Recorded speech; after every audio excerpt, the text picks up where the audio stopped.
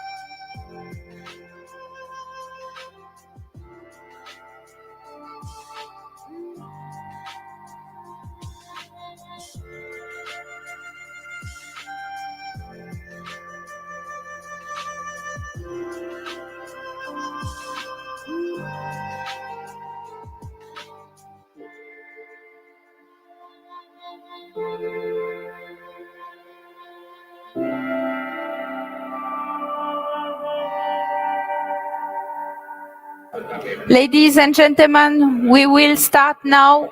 Please come and sit. It's time.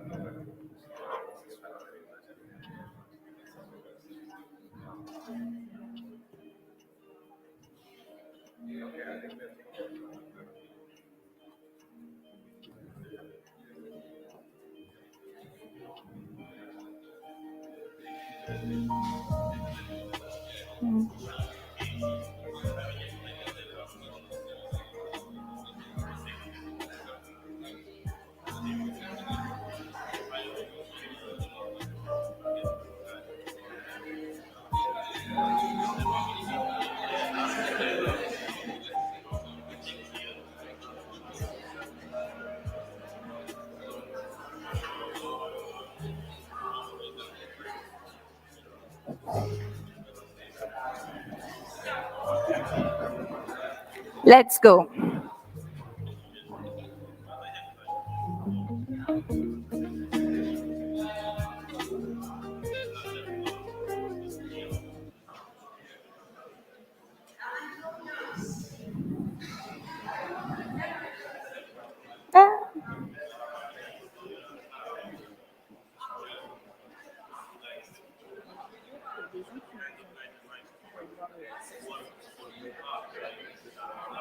J'ai pas compris.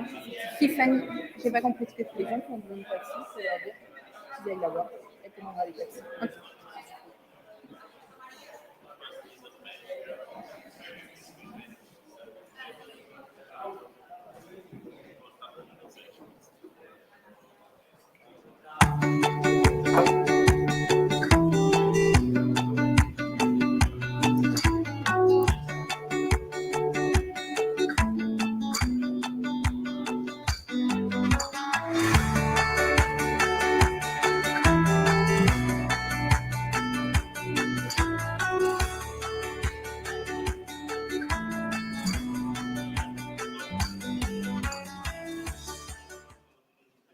Bonjour à tous, bonjour à toutes. Good morning, ladies and gentlemen. And in Finnish, I will try. Hyvää huomenta. Welcome to Leonard. It's a big day for all of you. So today we are delighted to host the event in Paris at Leonard for the final event of the year.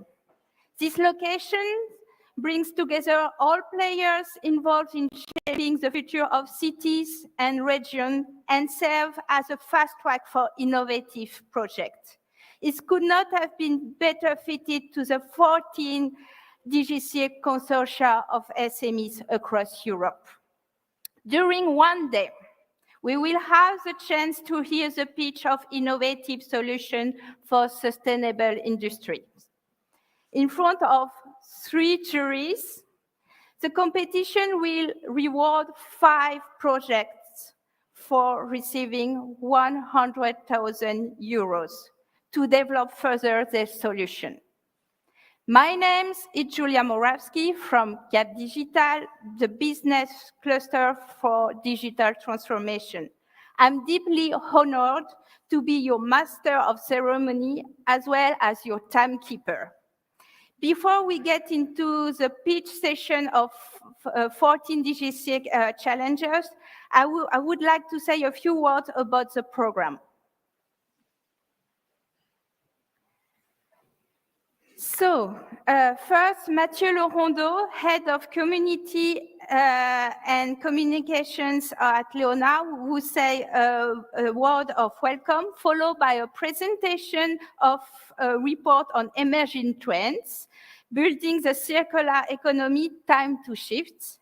Mélanie Pellen, as you know her, the DigiCirc project leader, will present in a nutshell the European project, followed by Francesco Cordeschi, DigiCirc business coach leader, who will give you an outline of the acceleration program in bioeconomy. To finish this introduction, we will give the floor to the 3 jury members to introduce themselves. The morning will be split in 2 blocks of projects. 5 projects will pitch in each block, and in between you will have a break of 15 minutes. The lunch will be at 1:45 until 2 o'clock. And we will start the last batch of projects at 2 in the afternoon. Then it will come the time for the jury's deliberation. And in the meantime, we are inviting people who are physically here to meet the SMEs. And around 5:30, it will be time to reconnect or to come back here, and we will announce the 5 DigiCirc winners. So now I'm calling Mathieu Laurendeau.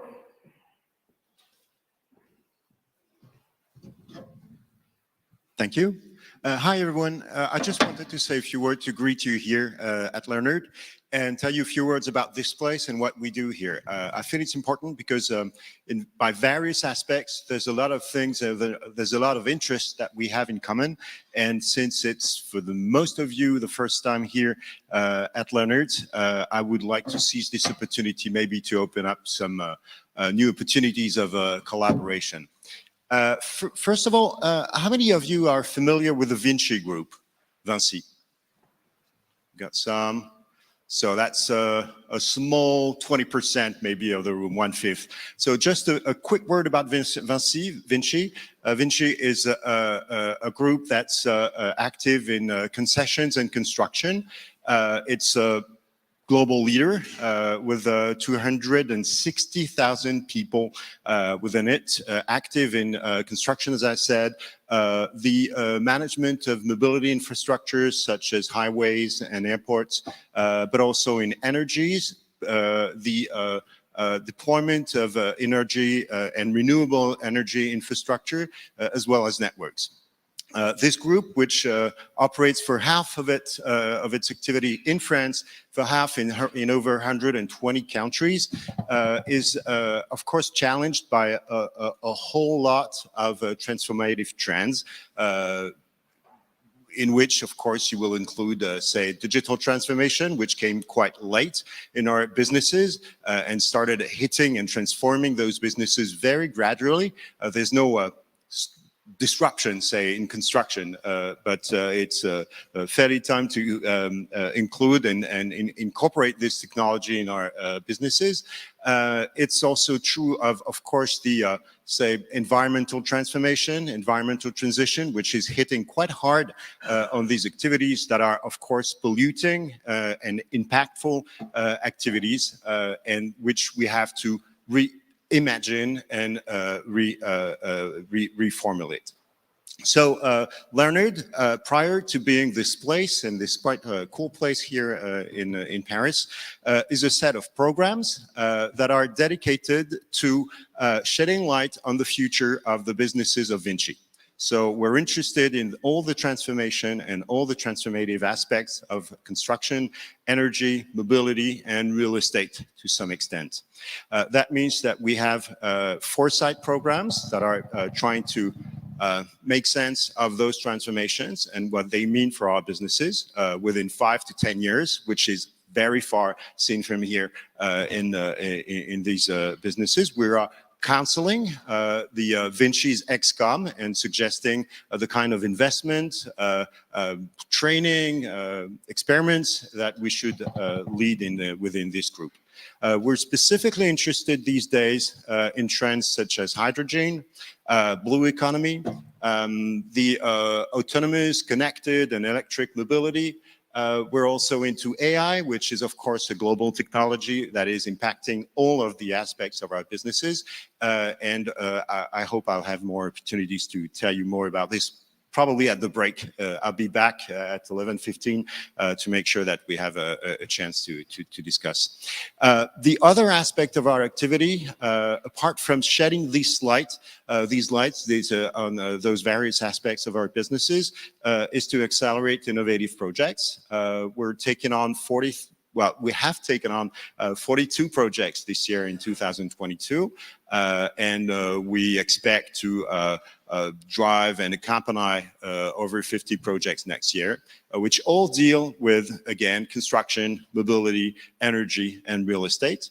These projects can be originating from either the intrapreneurs, so people from Vinci with transformative ideas.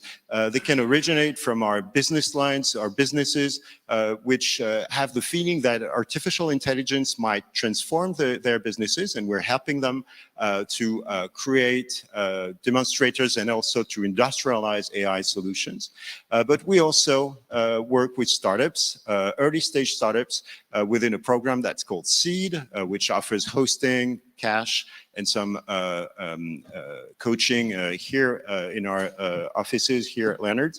And another program that's more, say, intended to innovative companies, but which have already gone through the seed process and that are interested in working with the Vinci businesses.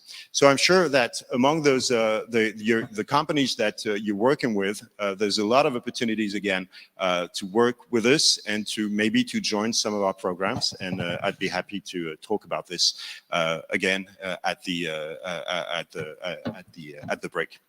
And I know maybe ask my colleague Isabelle to join me. And to present one aspect of some of the research that we've been working on recently, which I hope is going to be of interest to you. Hi everybody, I'm Isabelle Lambert. I'm a Foresight lead at Leonard. Mathieu give you some details on why are we concerned about environmental issue. We know that this is a key issue for everybody. And especially with the multiplication of the law concerning, for example, anti-waste law, RE 2020, extending producer responsibility, that force and encourage us to move and to act in favor of the climatic change, against the climatic change.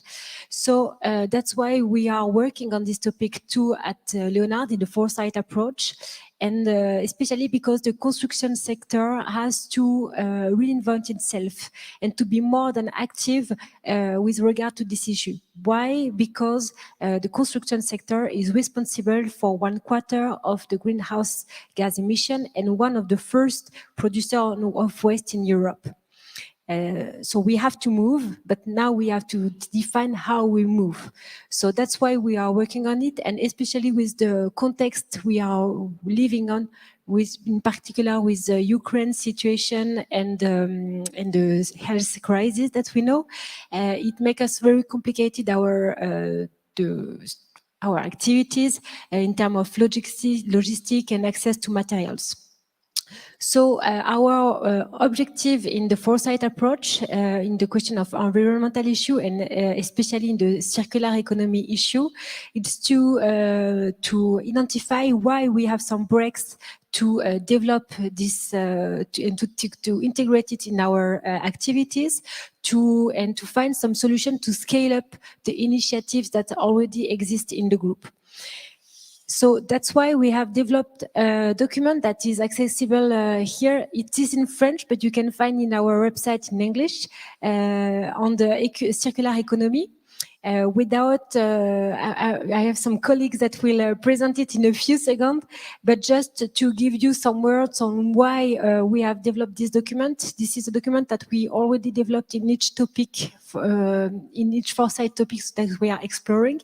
And this is the first step for us to understand the terms, to understand the concept and how it will impact our activity and especially the construction activity. So that's why I encourage you to have a read on this document, and I hope it will be interesting for you. So this document, we are not specialists of circular economy, so that's why we ask support from the Ecole des Ponts Business School and the Circular Economy Research Center to develop this document. So I give you the floor.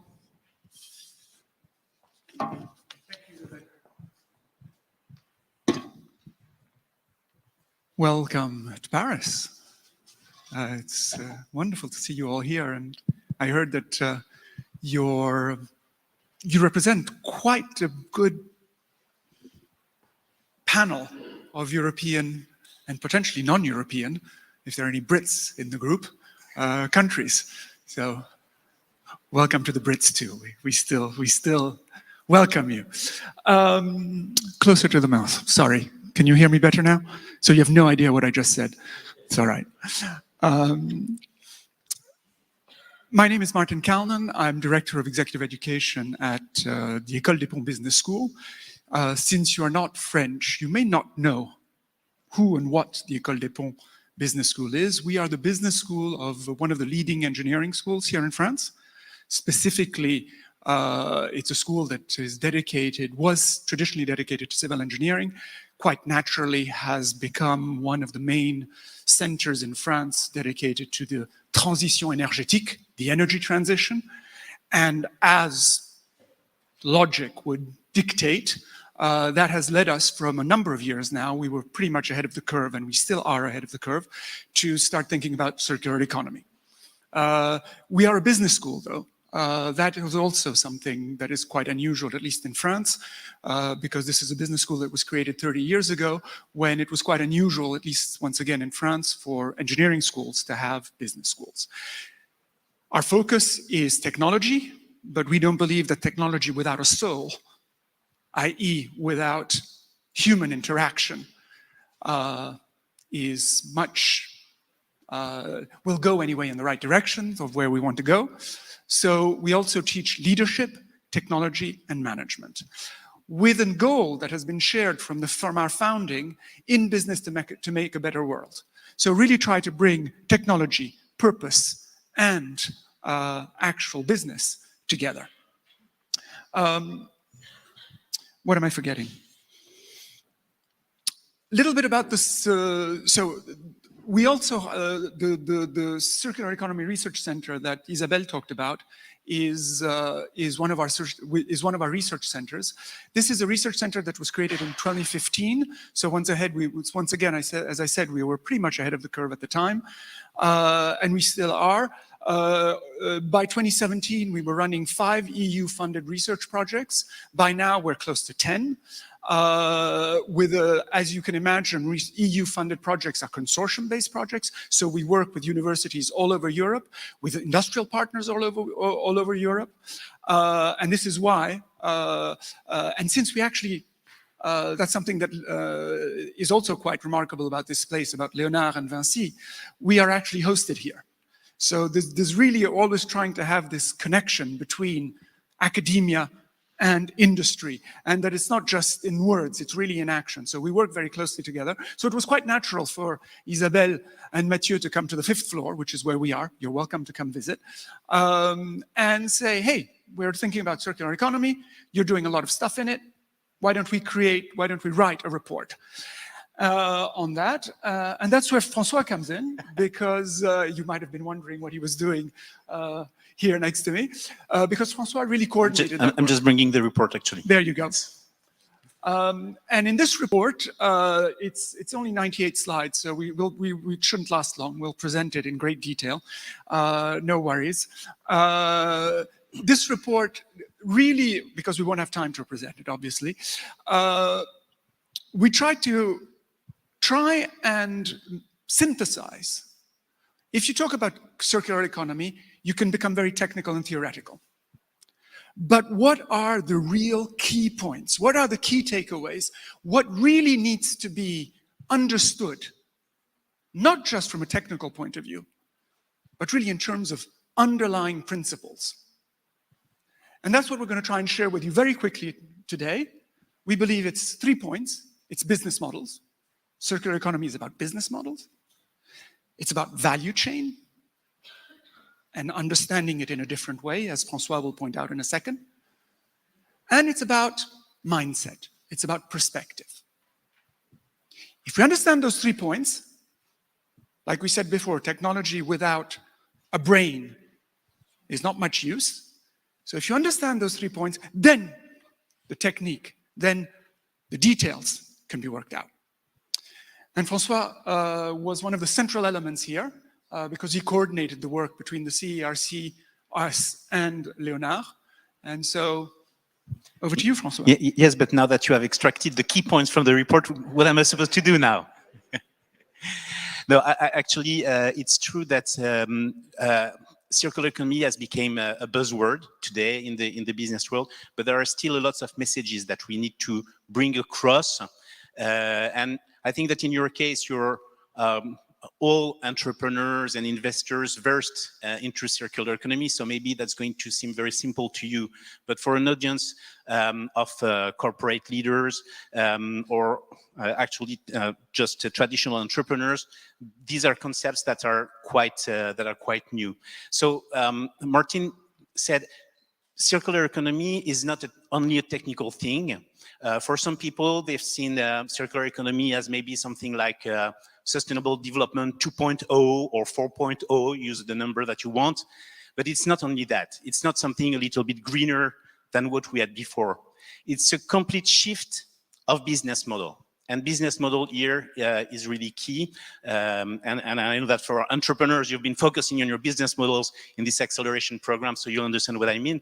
But it's really a question of designing a system, an operation that that forgets about our traditional linear approach, take, make, dispose, to a circular approach where you try to have loops as minimal as possible to eliminate, to completely eliminate waste from the process, and extract as minimum from the planet as you can. Also, what is interesting is that it's a business model that is really superior than all the business models that we had before.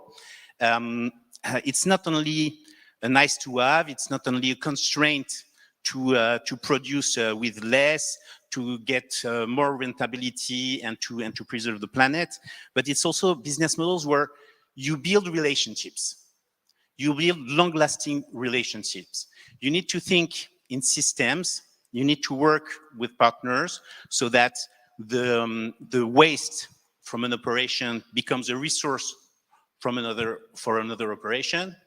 But you're also creating relationships with your customers. And your customers are now seen as your users and not only customers. So if you take some examples, like you probably know this brand of sneakers, of shoes, Everlane.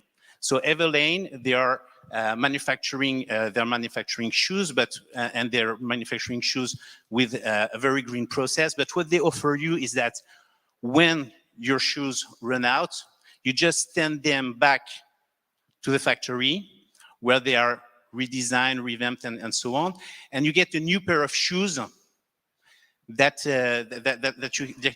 you can wear. So that means that even if you're starting now the relationship with Everlane, this is a relationship that you're going to have for years. And you know in business that repeat business is really something that's superior to all the business models. So that's one of the examples. And to enable circular economy, I said that you need to work in systems. So that means that business needs to cooperate more, not only with the customers, as I discussed, because the customer becomes a part of the system by shipping back the shoes to the manufacturer. But you also need to, in some fields, design new standards that are going to come across all the industry, all sector. So if you take the examples of in the construction sector, as building as a material banks, where you're going to be able to reuse parts of buildings because they are designed as blocks that can be used for this or for that or for that. And when you don't need to use this building anymore, it can be reused to redesign another building. To make this business model possible, you have to have a standard. So that means that competitors need to agree on what is the standard for their profession. So in this systemic approach, you need to develop a whole set of new skills. So there are the specialist skills of circular economy. There is the life cycle assessment to understand what's the impact of your business on a typical on the planet. But there are also some other approaches like circular design and what am I forgetting? And some other tools. Help me there. There you go. Well, actually, what I wanted to, a quick question to break up the presentation a bit. How many of you in your project use the business model canvas? Ah, what a surprise. Ah, good. I like that. I like that. That's a good answer. That's a good answer. Of course, it's become a standard. It does not account for circular economy. Very clearly, it does not account. Now, maybe if you went one step further, you started using the flourishing business model canvas or the regenerative business model canvas. They do not change the mindset. They still ultimately have an approach which is a value chain approach. And just like François said, the value chain doesn't work. As long as you're thinking about your business in terms of value chain, you are thinking in terms of competition, by definition. The mindset can only change if your systemic approach, so it even goes beyond the life cycle assessment, until your actual approach, until your actual mindset is to say, how is it that I create value together from the user all the way to the other, I would say, unknown members of your ecosystem, possibly unwitting members of your ecosystem. Until you do that, all you're doing, and it's absolutely fundamental, mind my words, at best, you're compensating. At best, you're shifting slightly the cursor. But we're still very, very, very, very much at circular economy 0.5 maybe, struggling toward 1.0, very far from where I believe, we believe as a school, we should be.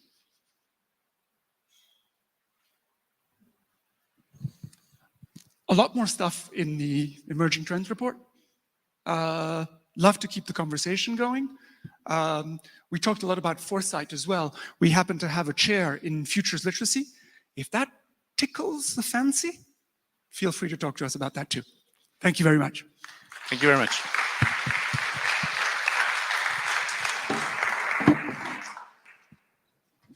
Thank you for this enthusiastic, no, it was fine, perfect, enthusiastic and also inspiring and duo presentations. So now we will continue with Melanie and Tutti and Francesco. They will present you DigiCirc project.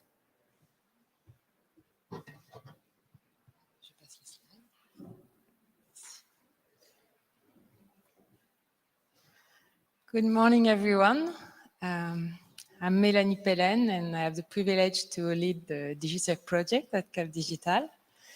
And I'm happy to welcome you to the final event of our third and last acceleration program.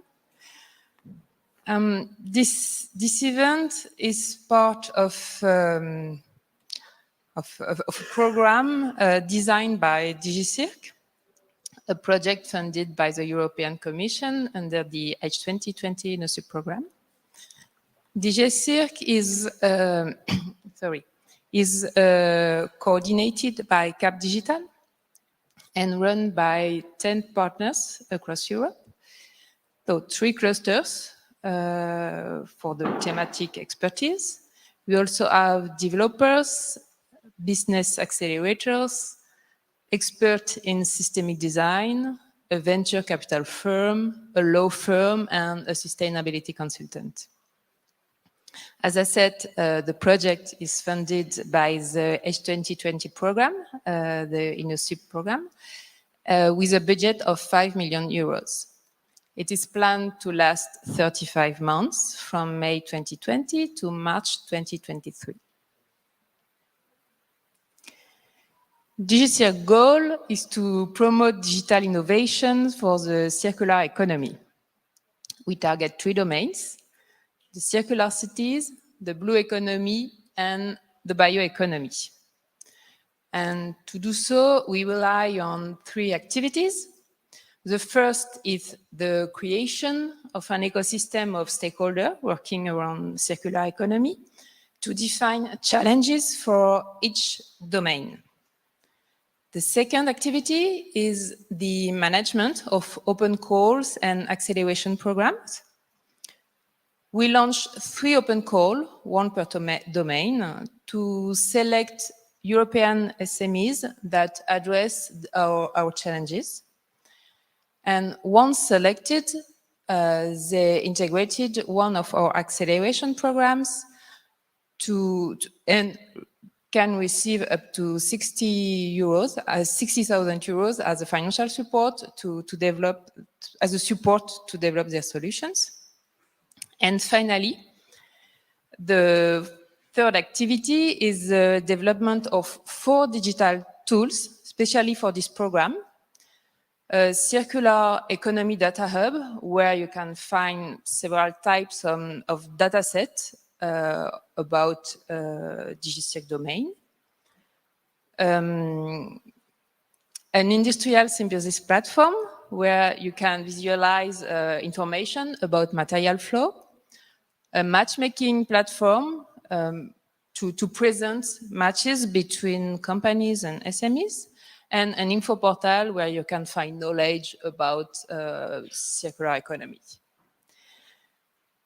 As of today, we closed 2 acceleration programs, the Circular City and Blue Economy, and we are about to close the third one, the Bioeconomy.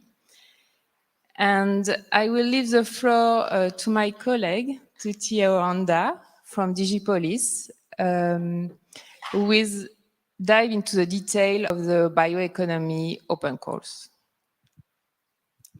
Thank you, Melanie.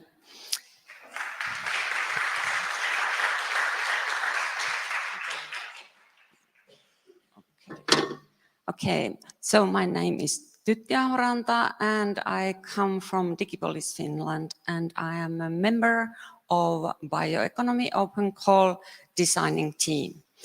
In Bioeconomy Open Call, the criteria are like in all the 3 calls in this project. The consortia should consist of 2 to 3 SMEs with a cross-sectoral and cross-border dimension. They should produce innovative solutions by using digital tools and creating circular value chains.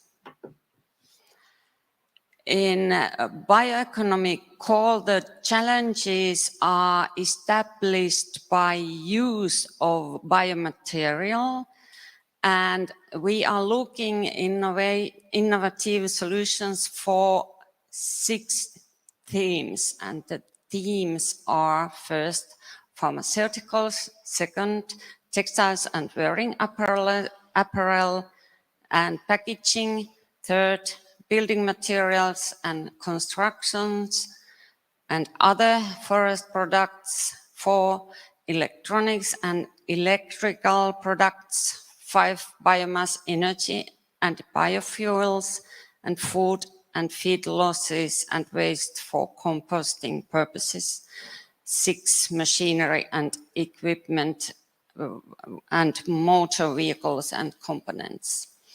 The solutions should be based on digital technologies such as Internet of Things, augmented reality, cloud computing, geographical information system, 3D modeling, big data, artificial intelligence, and blockchain. And in order of relevance, the desirable impacts should be: first, environmental; second, economic; and third, societal. Thank you. And then Francesco, for you.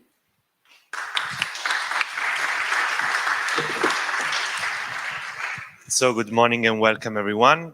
So I will just briefly go through the acceleration program you all went through. So for those who don't know how it was structured, the acceleration program was based on 2 phases. The first one was a bit shorter. The second one was a bit longer. In between the 2 ones, there was a mini demo day. There was an event that we had in April in Paris here at Cap Digital, during which the consortia had the chance to pitch their solution for the first time. In a public DigiCirc event. Today is the final event, of course, so it's the conclusion of the journey that they had with us. This is an overview of the program, the first phase, and then there is the second phase of the program. As you can see, there were many courses. I'm not going to go through the details, of course, but as you can see, it was very intense. So I would say an applause to everyone. And because I really think you all deserve that for the effort that you put in this month. So thumbs up for you. Just to go through the main elements of the acceleration program, we had an initial training event, which was online, to start the program with some concepts on bioeconomy. Then all the consortia went through, as we just saw, through many courses. Some were digital, some others were hybrid with some workshops. So we really entertained them with many activities and assignments. They were in contact with business coaches, which are in the second line there. So another applause for them, I would say. And with some thematic mentors that help them in going through more vertical bio-related topics. Finally, they were able to draft the first version of the business plan during phase 1 and a second version of the final version of the business plan for phase 2, together with the go-to-market and the results of the MVP that they will explain to you in a few minutes. So just to recap the rules for today, you all will have 5 minutes to pitch your solution. We will need to be very strict on timings, but I'm sure that you all practiced about that. And then you will have 5 minutes to address Q&As that will be addressed by the jury that is here on the first line. So I would say another applause for them, just to welcome them for today. And I would say that this was the end of my presentation. Oh, no, sorry. Just a recap. Sorry. Just a recap of the score, which is very important. So as you know, the evaluation criteria are divided into 2 conceptual categories. The first one is made by the staff, so 10% for phase 1, 40% for phase 2, while the other half of the total score is made by the jury, so it will come from the pitch of today. We, just to be totally transparent, we decided to have this structure of the evaluation criteria in order to be able to evaluate both the final results, so the point where you are at today, but also the progress. And this would allow us to be more fair and to consider equally different starting points and different contexts. So here is the list of the evaluation criteria into details. They are, I mean, you've been told about them already, but just to recap, so the one on the left-hand side, so the ones for by the staff, include basically the participation in the program, the level of the quality of the assignments, and everything that is related to all the specific parts of the business plan. On the other side, today you will be evaluated on the concept, so the solution that you will present, the potential that it has on the market, but also the extent to which it's scalable to other contexts and markets, the strategy that you implemented to bring it on the market, then the financial impact and the sustainability that the solution has, and then, as Titti was mentioning before, the impact that you have under societal, economic, and environmental point of view. Last but not least, also the quality of the pitch, so the way you will present the solution will be evaluated. So I think it's time to present the jury. And Thank you, Titti and François. Thank you. So if the jury can briefly introduce himself.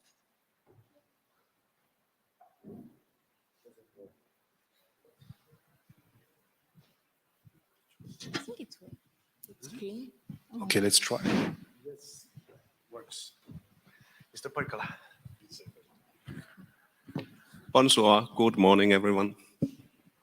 It is really nice and interesting to be here, and I'm looking forward to see all of your pitches today.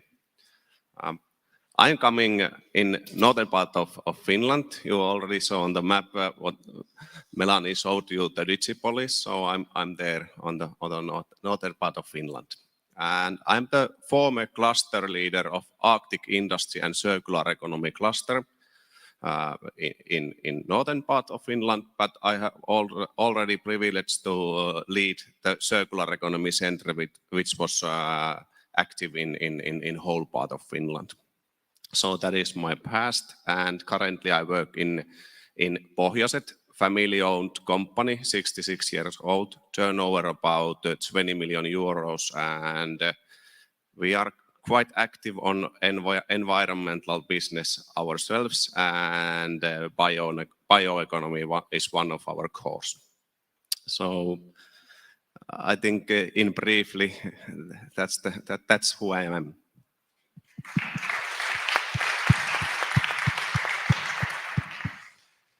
And good morning, everyone. Delighted to be here as well. Thanks a lot for the enthusiastic presentations and intro as well. Pierre Padilla, I'm the founder of Enable. We are an innovation investment advisory. So what we do on a daily basis is that we accelerate innovation investments, mostly in green innovation. So work a lot in hydrogen, batteries, and industrial circular economy. Also with partners like Kari, actually. And look, I'm really looking forward to the pitches. Please leave it. It will be, an interesting session. So please share your enthusiasm for your business, and let's have a good moment on top of this really challenging moment. Thanks a lot. Hello, everyone.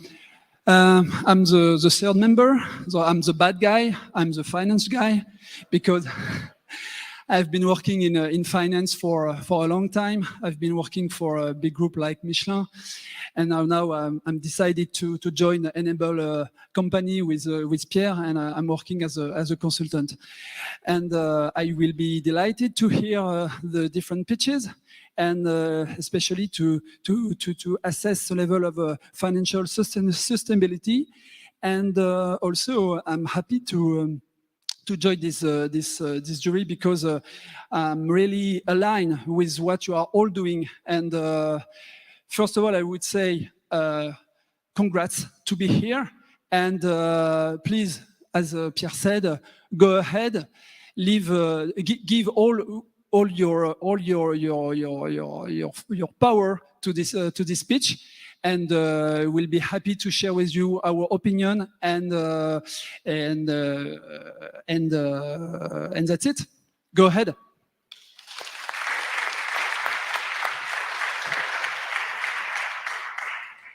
So now I'm very happy to call the first challenger.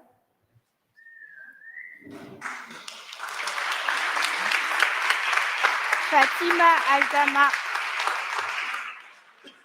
International Business Consultant at Technology at DIM. So Fatima, you have the mic with you. I have the timer, but remember, 5 minutes. And at the end of the 5 minutes, I will use the remote control. I'm nervous. It's okay, it's fine. Big applause.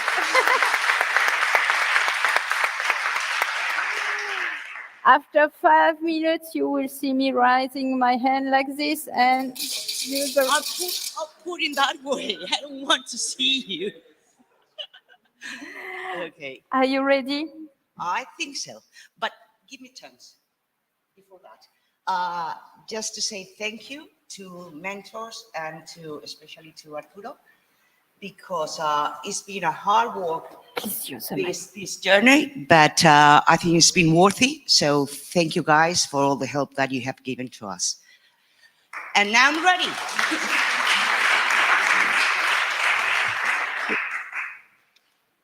Please. Okay, let's go for that. My name is Fatima Aldama, and I'm representing the consortia formed by Tecnologías DIM and Austral. And I'll be defending the business plan today for DIM Digital Twin. You know, we have a problem. The world is generating 92 million tons of textile waste each year, and 85% of it goes to landfills. Why is this? Manufacturing is not adapted to the morphology of the population of each country. And each manufacturer produces thousands of unsaleable samples.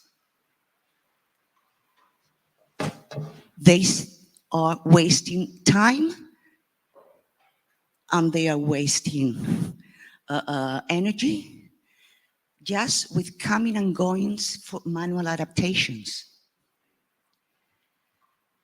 The solution is our solution, DIM 3D Digital Twin, that allows brands, manufacturers, and retailers to face the impact of pandemics, economical crisis, pollution, with real on-time 3D design implementation that integrated in all the garment process, reducing waste, manufacturing times, enable companies to move and change from a global sales strategy to a local solution. How it works? The first line is the traditional process for physical sample garment. It lasts 35 days. With the digital twin implemented, time goes down to 15 days, just because it generates virtual samples. But it goes down to a total of 6 days as soon as the digital twin is fully integrated in the process. We are unique. Yes, we are. Our editor design is the most complete one. It is the easiest to use. It is compatible with all the design programs and operating systems, and it is scalable to other sectors. The market opportunity is huge.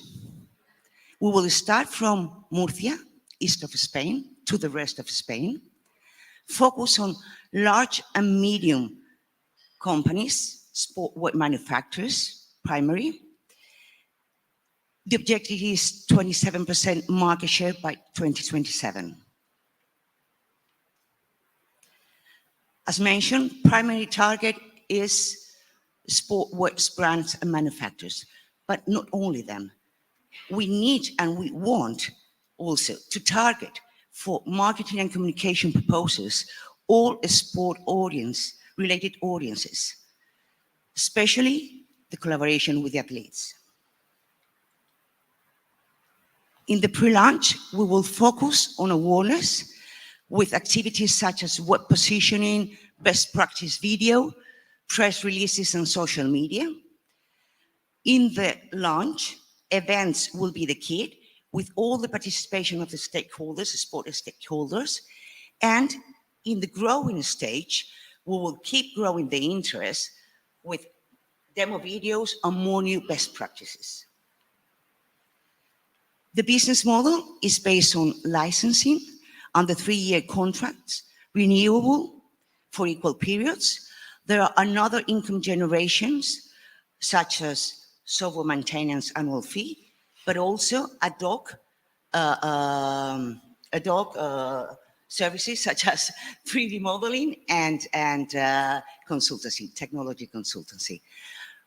Price represents 20% of the total, of the total annual saving with a physical sample. To give you an example, it means that Austral, the cost of the physical samples was last year 238,000 euros, and now the invest in the digital twin will mean just 4,000 per month.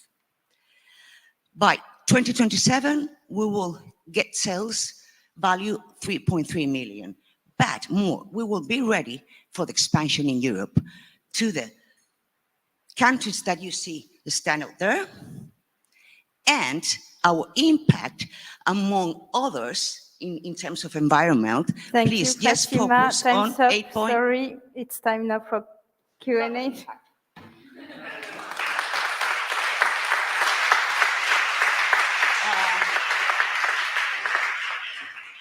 So now it's time for jury to ask you questions. Juries, are you ready? Can I ask my partner to join me? Thank you.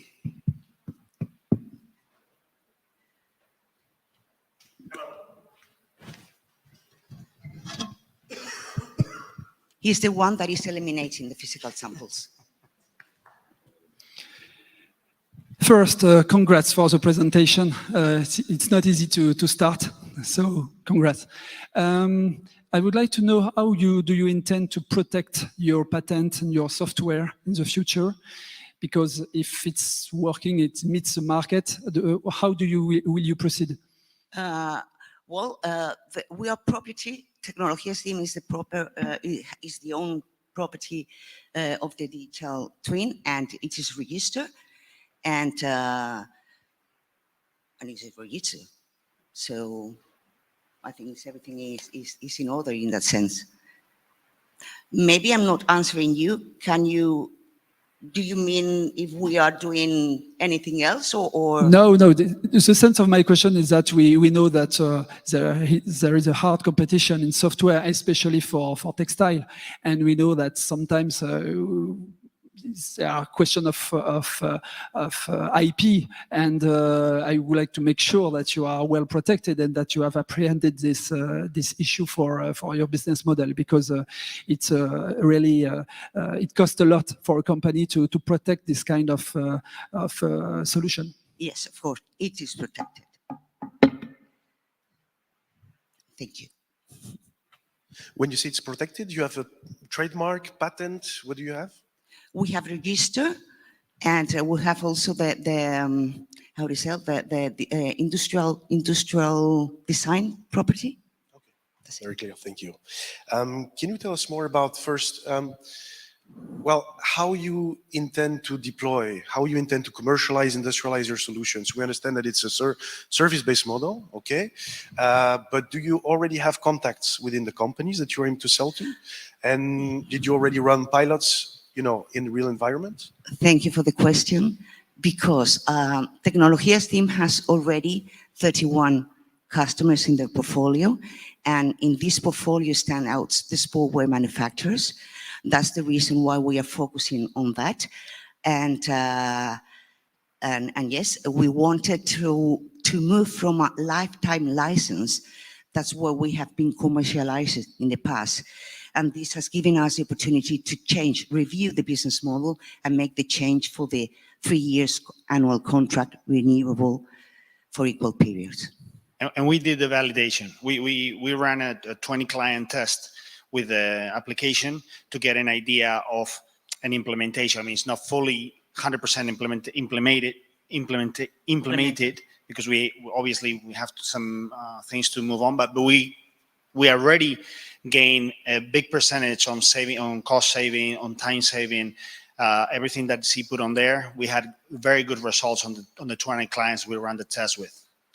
And if I can add something, his 20 customers, but also in our portfolio, we have tier one, what we call tier one sportwear manufacturers, and we have been tested in the large ones and also in a medium size, because as mentioned, the target is very much focused on this 20% of the segment that he wanted to make the big impact.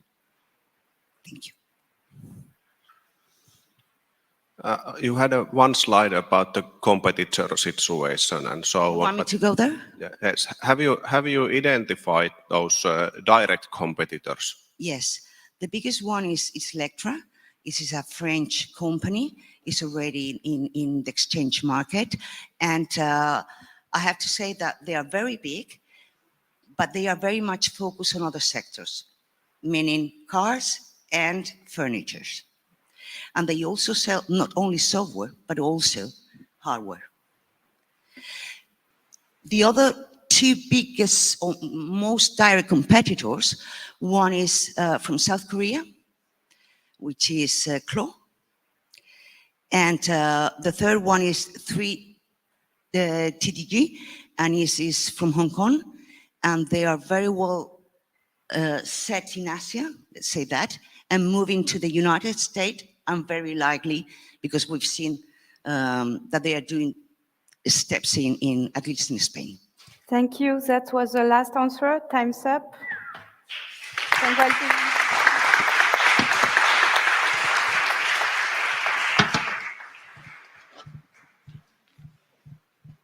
So it's okay, jury. Do you have time to score now? Can we have 1 more hour per pitch, or?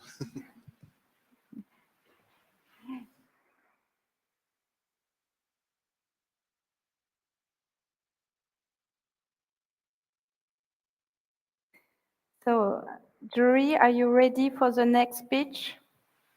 So I'm calling the project INSILICO Andrii. You are here, please, the mic here. 1, 2. Are you ready? Yes. Let's go. Hello, we are INSILICO, and we're building a bio platform for true plastic circularity. So here's old news. More than 90% of today's new plastic is still made from fossil fuels. Our solution to this mess is enzymatic biorecycling, breaking down plastic waste with the help of nature-inspired active proteins, enzymes that have been engineered for efficiency and scale. The resulting chemicals can be used to make new high-quality plastic, forming a potentially infinite loop. And what about the existing plastic recycling? Well, currently it's almost all mechanical, which only works with sorted, highly homogeneous waste streams and still results in quality degradation. Enzymatic reactions, in turn, are highly selective and maintain the same virgin-like plastic quality throughout the process. In addition to that, our technology results in more than 60% less CO2 emissions as compared to virgin plastic production from fossil fuels. Unlike competition, we're focusing on a hybrid in vitro and digital platform to help us optimize an entire portfolio of enzymes for various plastic types, thus enabling successful recovery of mixed material waste streams and mixed plastic waste streams. In other words, an entirely new market in plastic recycling, helping raise recycling rates, reduce fossil fuel dependencies, as well as improve population health through reducing microplastic pollution. We are a Riga-based team combining business, biotechnology, and sustainability expertise. And our goals for the DigiCirc program have been to raise our TRL and CRL by working on the digital enzyme optimization methods, as well as testing the MVP and formulating the go-to-market strategy. I'll start with the technical part, but first a quick primer. So enzymes are essentially long chains of amino acids, with a sequence determining the shape and hence the function of a protein. It is therefore possible to systematically improve enzymes or engineer them by searching for the best amino combinations. And that's exactly what we're doing. Our enzyme optimization platform broadly consists of 2 parts. The digital part, on which we work in DigiCirc, is based on a machine learning model to help us effectively screen the vast variant space for a specific enzyme. The best candidates are synthesized in vitro using biotech methods and screened for their activity and stability. The data from this last step is fed back into the model to fuel the next iteration of improvements, and so on. The first enzymes we've been working on are targeting PET, polyurethane, as well as cellulose, which is not a man-made but a natural polymer to serve as the ultimate proof of the platform's versatility. The enzymes are going to be protected by patents, whereas the platform itself, which is not client-facing, is going to be maintained as a trade secret to avoid any issues with backward engineering down the road. And hence our IP strategy is a mix of know-how and patenting, with the latter serving as the basis for our technology license business model. The licensing business model will enable us to fully focus on technology development while leaving the fixed capital deployment to our customers, which are primarily plastics recyclers, producers, and chemical companies. Our go-to-market strategy starts with technology demos to select industrial partners to minimize market risks as early as possible. The following stage, planned for next year, is all about scaling up. And from 2024 onwards, we expect revenue expansion by selling technology licenses with the fixed and recurring revenue components. Zooming back in on the first step, we're currently in talks with some of the largest recyclers in the Nordics, as well as B2C brands and chemical companies regarding product demos, which are planned for the second half of 2022. To test the MVP, we've devised presentations of the project and pitched on various industry events, startup conferences, and in topical media. And apart from validation, that also had an added benefit of publicity, as well as establishing contacts with future clients, partners, and investors, which resulted, among other things, in a pipeline of funding sources for our next financing rounds, which are already interested to invest. In case we do get admitted to the third stage of the DigiCirc program, the plan is to use the additional funding to develop a fully integrated prototype able to handle various types of plastic waste, as well as establish first strategic partnerships with industrial clients for technology scale-up. Thanks for your attention.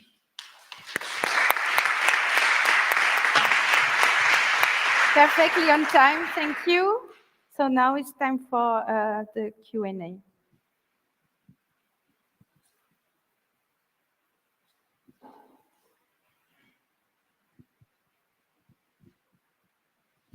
Two quick questions. Can you tell us more about your targeted addressable market? So what is really the size of the market segments that you're targeting? Because we see that in the lead users, you've already quite some big names. So can you tell us more about it and the quantification of it? Point one. And second, can you tell us more about your follow-on investment needs? So once you've reached, TRL 7, you need to scale up. To what are the kind of capex and opex that you expect to pour into that phase? After TRL 7, you mean? Sorry. You mean after TRL 7? Yes, after TRL 7. Thank you, Pierre.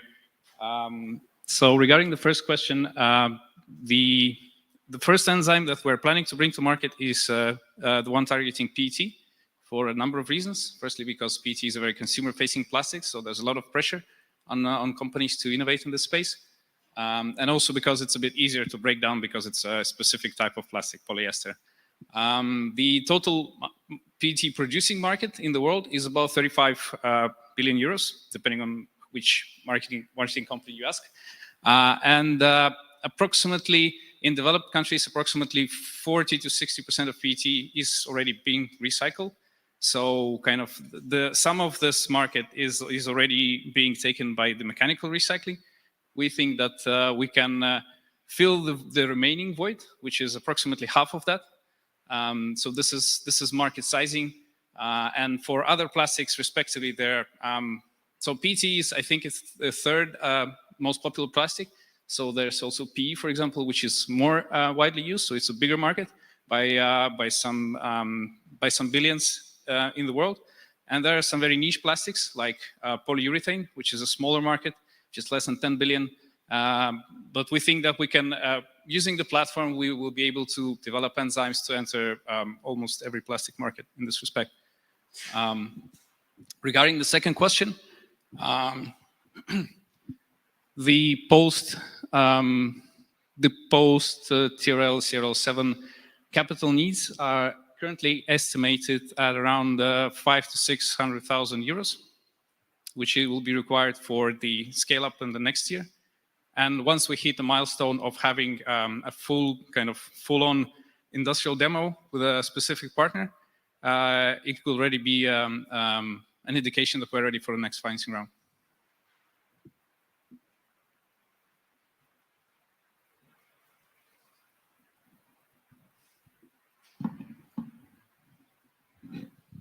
You had really interesting industrial partner potentials on your slide. How do you think, how can you proceed with this very big players like Fortum or RAN and Celso to find a common business model with them? So as kind of the market entry stage, we are specifically looking at the biggest players not least because they all have specific innovation programs and departments in-house, which is kind of the people we're speaking with. So they're explicitly already kind of interested in implementing new technologies and working together with startups in finding how this can fit into their business models. And as I mentioned in the slides, our goal is not really to, but maybe I didn't make it quite clear, but our goal is not to compete directly with existing, let's say, mechanical recycling for plastic, because it's already quite efficient. Our goal is to help the recyclers and other companies to open up new niches in this market to process the waste that was unprocessable or maybe not economical to process. And this is our main kind of value offer to the existing players. So short questions, last questions. How have you built your pricing? Is it regarding the competition, or is it another analysis that you made? It will be the last answer. All right, I'll try to be quick, hopefully. So there is certain competition, but there's, to the best of our knowledge, only one company which is already kind of trying to enter the market actively. To be transparent with you, we don't know the exact figures they are charging the clients for obvious reasons. So our figures are mostly based on conversation with the future partners and also with kind of analysis of well, maybe similar services that are being done B2B to large industrials. And the second, so if looking at the slide, the second figure, which is the recurring revenue, is of course a very averaged figure, because we'll try to price the license so that the clients which have bigger volumes and therefore bigger demands for enzymes, for example, will pay higher amounts and vice versa. So this is a very average per market figure. Thank you. Thank you. So now I'm calling the next project. OKRET, Sara. Are you ready? Jury, have you finished to score? We have the remote control here. You're doing this on 30 seconds, right? No, when it's finished, at 5. Okay. Let's go. Okay. So hello, everybody. I'm Sara Kovic. Today I'm here to present to you our startup OKRET addressing the problem of textile waste. Just to give you some context of the proportions of the textile waste in the fashion industry of today, I'm going to start with some basic facts. To produce one t-shirt, we use approximately 2,500 liters of water. Now that's more or less the same amount of water that a well-hydrated person would drink in 3 years period of time. To produce one pair of jeans, we use 7,000 liters of water. And that's not all. Every 2 years, we throw away 1 Mediterranean sea of water just to color our clothes. All those natural resources to arrive here, where every year on a global level, we throw away 48 billion kilos of clothing. 48 billion kilos of clothing, that's equal to an Eiffel Tower. Unfortunately, not one, but 4,752 Eiffel Towers of trash. The European Commission's reaction to this waste problem is a strategy on sustainable and circular textiles, focusing on eco-design, forbidding fashion companies to destroy unsold and returned textiles, and most importantly, extending producers' responsibility, or with other words, obliging fashion companies to take back any product that they put on the market when the consumer doesn't want it anymore. This is, with other words, a new business model to play with waste. Unfortunately, up until today, we still don't have a clear sustainability policy in the fashion industry. In a combination with a highly fragmented market as the fashion one is, operating in a very high tempo of new collection productions with lead times of just a couple of weeks, to maintain the business and start taking steps towards the circular transition remains a big problem for overwhelmed small and medium fashion brands that often have no in-house capacity or knowledge whatsoever on how to act. This is why OKRET offers these companies to transition their brands to the circular economy together, because we both know it's almost impossible to single-handedly organize a successful business model, circular one, and maintain core activities as a fashion brand today.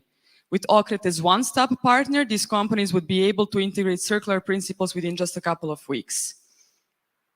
How?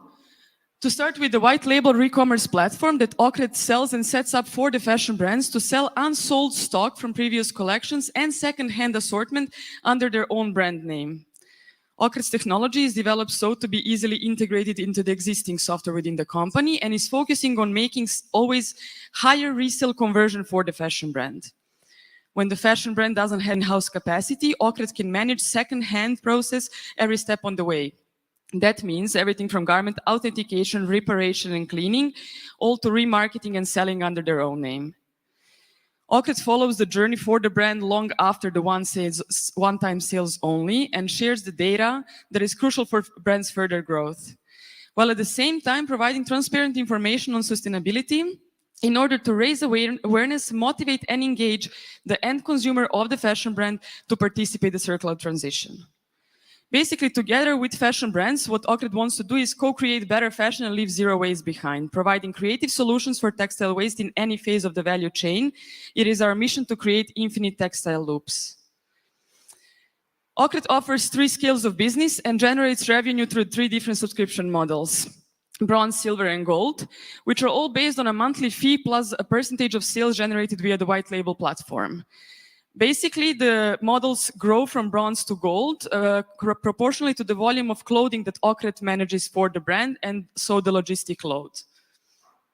In return, OKRET offers to the brands to expand on all brand touch points, maximize the revenue potential while at the same time revolutionizing their sustainability credentials. What it means, creating new direct-to-consumer revenue streams and finally claiming their part of the rising second-hand market. At the same time, acting clearly on circular economy while organizing high-efficiency end-of-life alternatives for all the textile waste. Reconnecting with the end consumer on an extra level through common interest in sustainability, but also helping new shoppers find the way through second-hand sales. OKRET is an open call for fashion brands to join the circular revolution, because only together with the fashion brands we can grow to a scale where circular economy in fashion becomes mainstream. Thank you. Oh.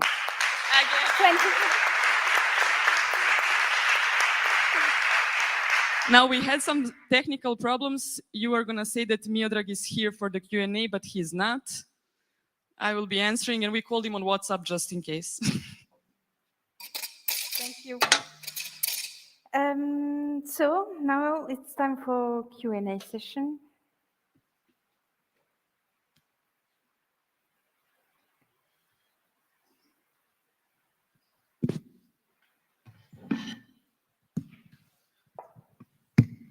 What interests me is when you show the prices, what kind of pricing you are doing to your customers, you need quite many customers. Yeah. And how do you handle then the carbon footprint of the value chain you are leading? I didn't hear how do you lead and coordinate the value chain you are leading, because you are having many customers and many pieces of clothes. So, well, the activities are not in the one action owner. Basically, everybody has different part of the value chain. What we offer is horizontal support. So if we are talking about the logistics, they're outsourced via partners to start with. The IT and the overall software development, but also support is outsourced to the IT strategic partner. There is then consultancy part. There is basically helping the brand's teams with creation. This is why we want to call it co-creation. So yeah, the logistics are not going through our hands. They're going through the logistics center of the partner. And we hope to have as many clients as you're saying. You would enter into a very competitive market, yeah, on which I think the big fashion companies and also the retailers are thinking about this kind of issue for quite a long time. Are you sure that they will not be ready before you to go on the market? And there are many initiatives that have been launched recently. Yeah, that's true. Indeed, this kind of new business models is booming in the American market. Unfortunately, we still don't see it showing in Europe. Brands are indeed experimenting, retailers also. But fashion market is so fragmented. If you think about the whole market value, in 2020, we're the biggest giants, being the H&M group, the Inditex, the Fast Retail group, and the Gap, hold together for less than 30% of the total market value. And the rest stays in hands of SMEs that operate on 1 to 15 millions per year. There is a huge opportunity. There is, I think, enough brands to approach, but also more than enough waste to play with. So I think this kind of initiatives are actually just confirming that it's going in the right direction. If you think here, the fashion resale B2C one, you see the Vestiaire Collectif growing extremely fast. It's just confirming the fact that it's possible. Indeed, the groups like Kering are partnering up with, one slide is missing, partnering up with different startups to do the same. We don't see this as a problem. There is a huge market opportunity in the ways that we are creating. We are creating way too much waste and exporting way too much. The European Commission says that we have to almost cut it in half by 2030. So, yeah. As you will be in front of a huge market, will you target a tier 1 or tier 2 client? What kind of clients will you target? This is our target. Our first target is high-end fashion brands. At the moment, we are targeting fashion brands, the producers of clothes, not retailers. High-end fashion brands because they have an expensive product and more margin to work with, while we put the system in place, optimize the working costs and so on. Our second target is children clothing. For obvious reasons, children grow too fast, clothing has to circulate again, or we need to provide the infrastructure for it. And thirdly, high quality streetwear, because we notice that these companies work in bigger infrastructures, they have more potential and more space to invest in these kind of things, and they have the necessary volumes that are interesting for the logistic partners. So these are our targets in the upcoming 3 years. Short question, short answer. All right, do my best. I was very surprised to see that you have high-end fashion brands in your target groups. So do you already have a formal expression of interest from them? First question. The brands that are listed here in bold are Belgian brands where we are launching the project that we are in contact with at the moment. They all show interest. They're waiting for the MVP to become concrete to say something, but we signed some kind of letters of intent, yeah. Interesting. Thank you. All right.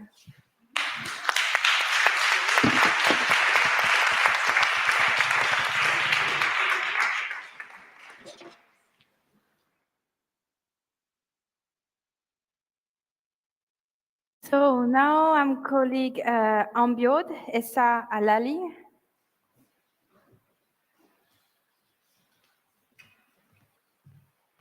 Jury, are you ready for the next presentation?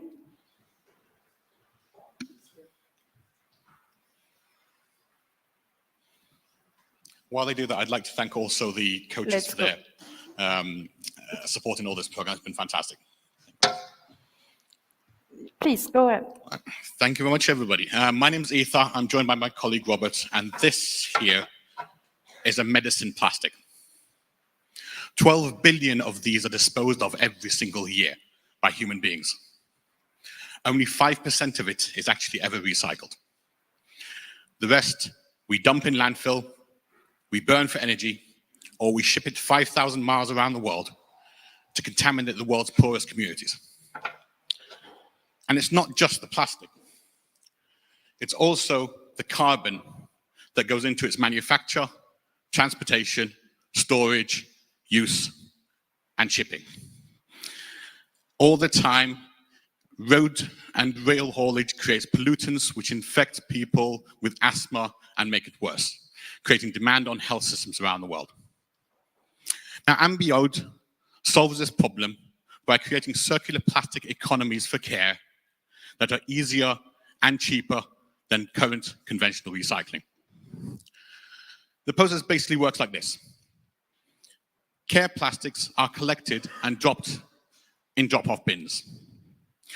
Automedi collects these and sorts them. with compound or degraded plastics being sent to AC Biode for chemical recycling. At the same time, we convert conventional plastics mechanically into filament, which is then used to refill our distributed fleet of 3D printing machines located in the community, no more than 15 minutes from the facility. Orders are received either through e-commerce plugins or directly on the device closest to the customer. When the customer has used these products, they simply drop them in the same bins that they started with, creating a full mechanical circularity process.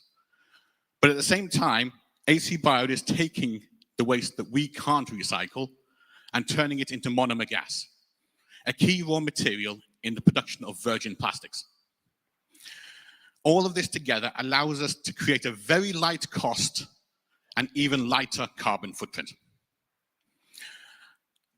We've identified a number of different unique selling points for our subscription services, which come under a number of tiers and have a clear further future market. All of it trying to capture some of the 10 trillion euro ecosystem that is expected to exist by the end of the decade.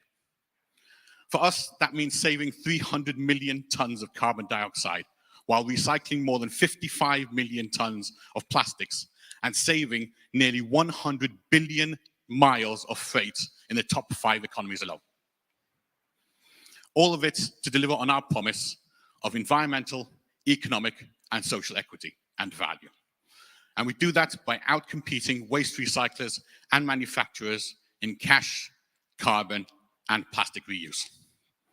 Now, DigiCirc has been very kind to us and has allowed us to develop and extend our plastic recycling capability on both sides of the consortium, as well as develop a technological triage across the 2 enterprises. And with that comes a brand that is innovative, highly resilient, and eco-friendly. Our financial projections, because we are currently live, are modest at the moment, but are expected to exponentially scale. And to do that, if we were to make it to phase 3, we would use the cash to help clone our decentralized circular economies in the community at the moment, but also vertically scale AC Bio's capability to deliver more plastic in more volume with smaller recycling operations. So far, we've identified a number of different partners, including small businesses and health services, but have also started working with supply chain organizations who we didn't expect to come on board until 6 months from now. But they've started with us already, which is fantastic. Now, our circular economies can potentially revolutionize the way products are delivered. And together, we're helping bind communities to businesses to deliver tomorrow's supplies today. I'd like to thank you very much for listening. This has been Ambiode, and I'd like to take any questions.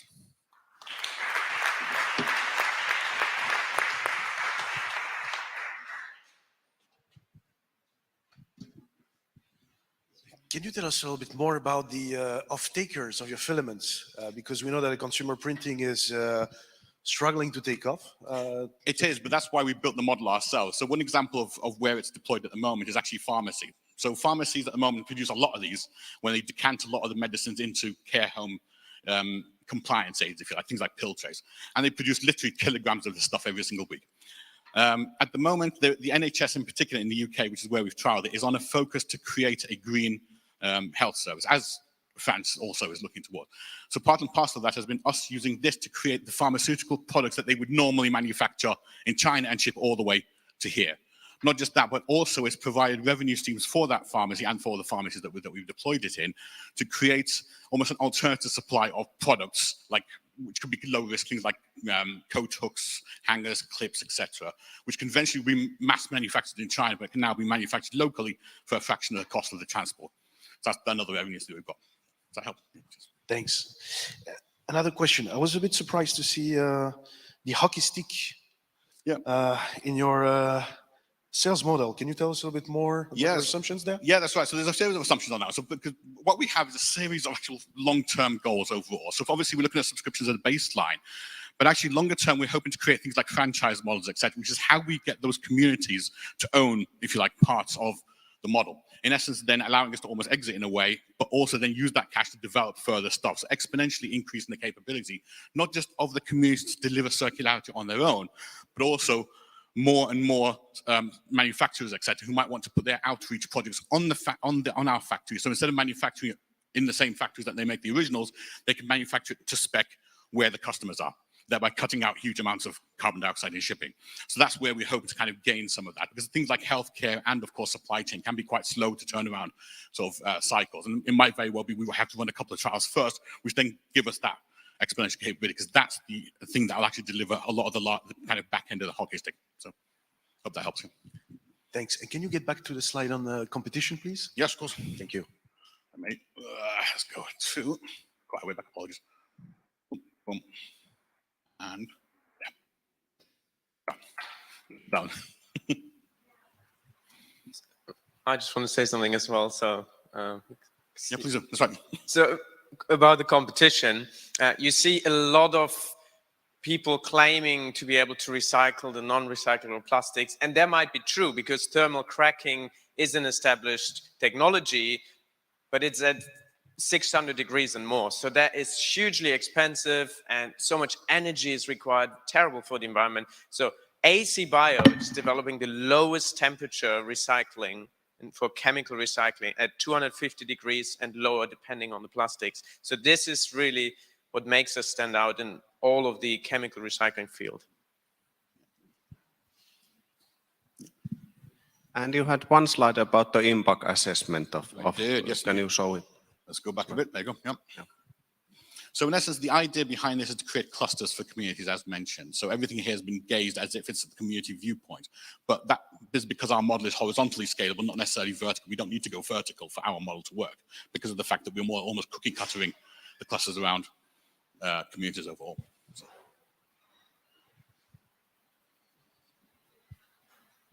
Yeah, I wanted to see this one. Yeah, of course. Yeah, well, yeah. Feel free to come along and see more of it if you want. Any other questions? No? Yeah, I was surprised to see in your competitive metrics to see system manufacturers, service providers like Materialize. How do they compete with you? Because those guys, I mean, 3D Systems, Materialize, they're not on the material side. They're not on the material side, exactly. But bear in mind that they are in direct competition. They, in theory, could create something that might, recycle or use recycled materials from us to then do the 3D printing themselves.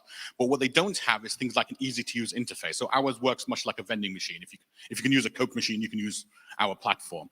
But also ours responds to e-commerce orders automatically. So you don't have to know anything about 3D printing. In fact, it's completely transparent to the buyer in that perspective. So we're way ahead of them. But of course, they have size and scale and obviously community reach that we don't currently ourselves have. So we've put them on there to make that comparison because it could very well be that they decide one day to launch something. And I know Re3D in particular have an offering that they've tried to create with a shipping container for the developing world. But that doesn't match ours because ours actually puts the machines in the communities as opposed to people having to travel to one central location to find it. But that in itself might very well be regarded by some people as an indirect competitor. So we're being very comprehensive on our competitor analysis just because there might be something. Thank you. Time's up. Okay, good. Thank you very much. Well done. Thank you so much.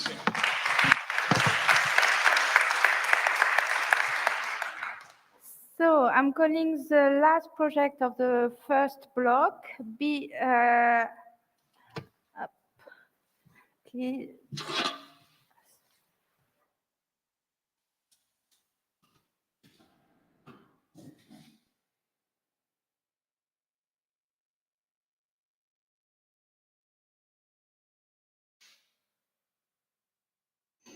BXRX, are you ready? Can I have this? Yes, sorry. No problem.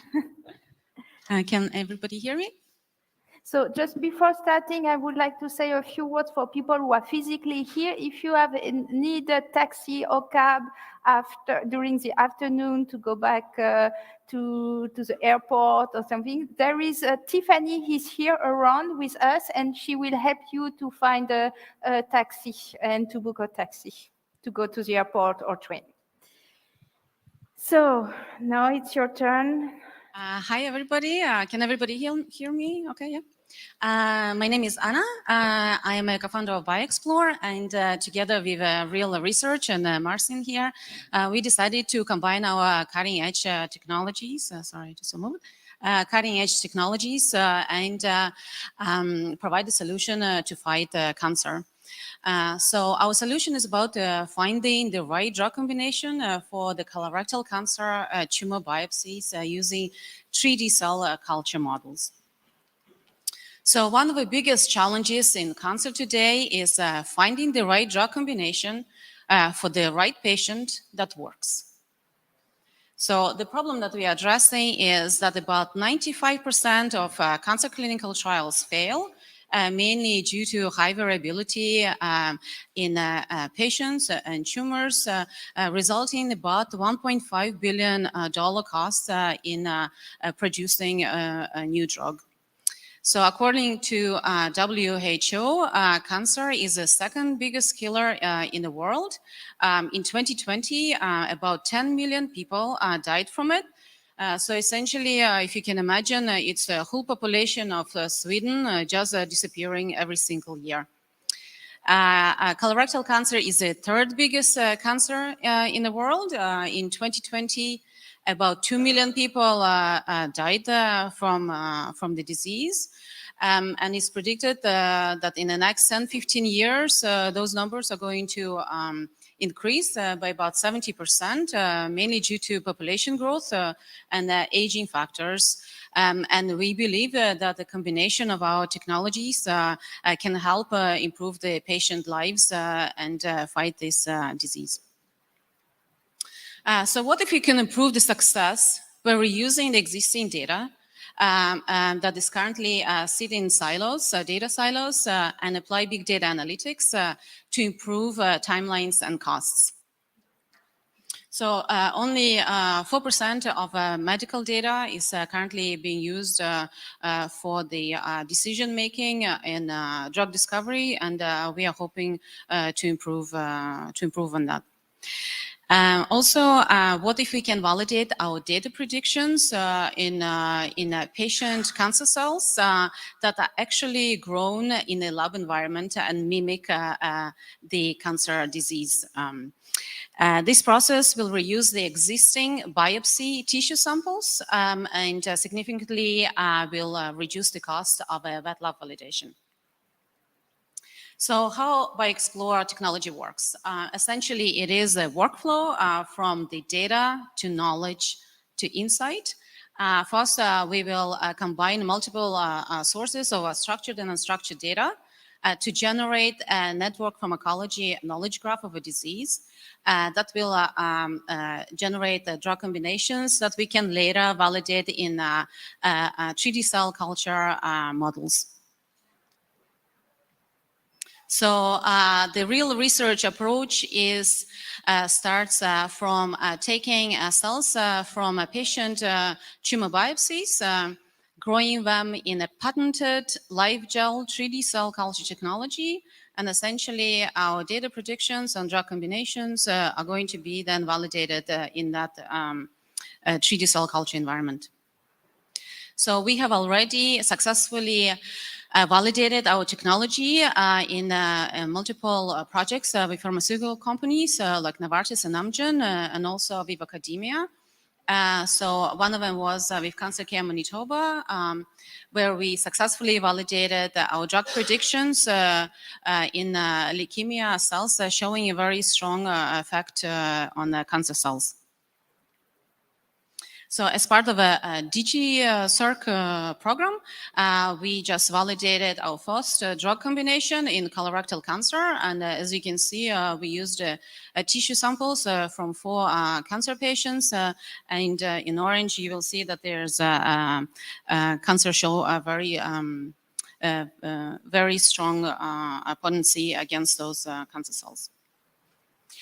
So the combination of our technologies can deliver a significant impact. First of all, it would be environmental.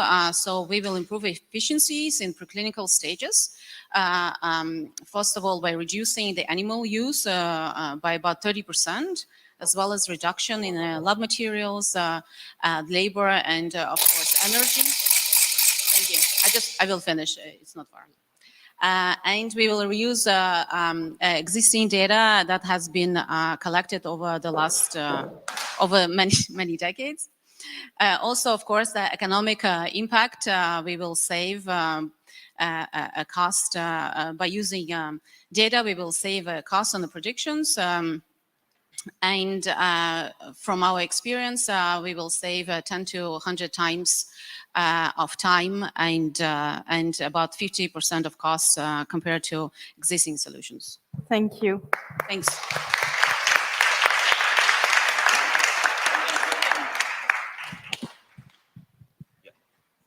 Thank you. Sorry, when I was timing it earlier, it was okay, but okay. Thank you for listening, and your questions are very welcome. But I can always go to the market numbers. Who are the customers? Who are your clients? So this is the next slide. Thank you so much for the question. So essentially, our customers are pharma and biotech companies. There are a few thousand of them, and we'll be targeting a market, oncology, so about 1,500 clinical trials in cancer every year. We are starting with a colorectal cancer. There's about 500 of them, but we are not going to be limited.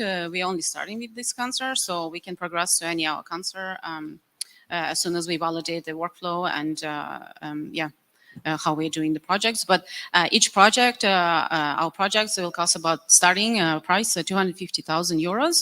This is quite reasonable for pharma companies, and the price will increase depending on complexity and what the customer wants. So the potential market is basically like 120 million per year. But on that very market, we see that's just based on colorectal cancer numbers. Sure.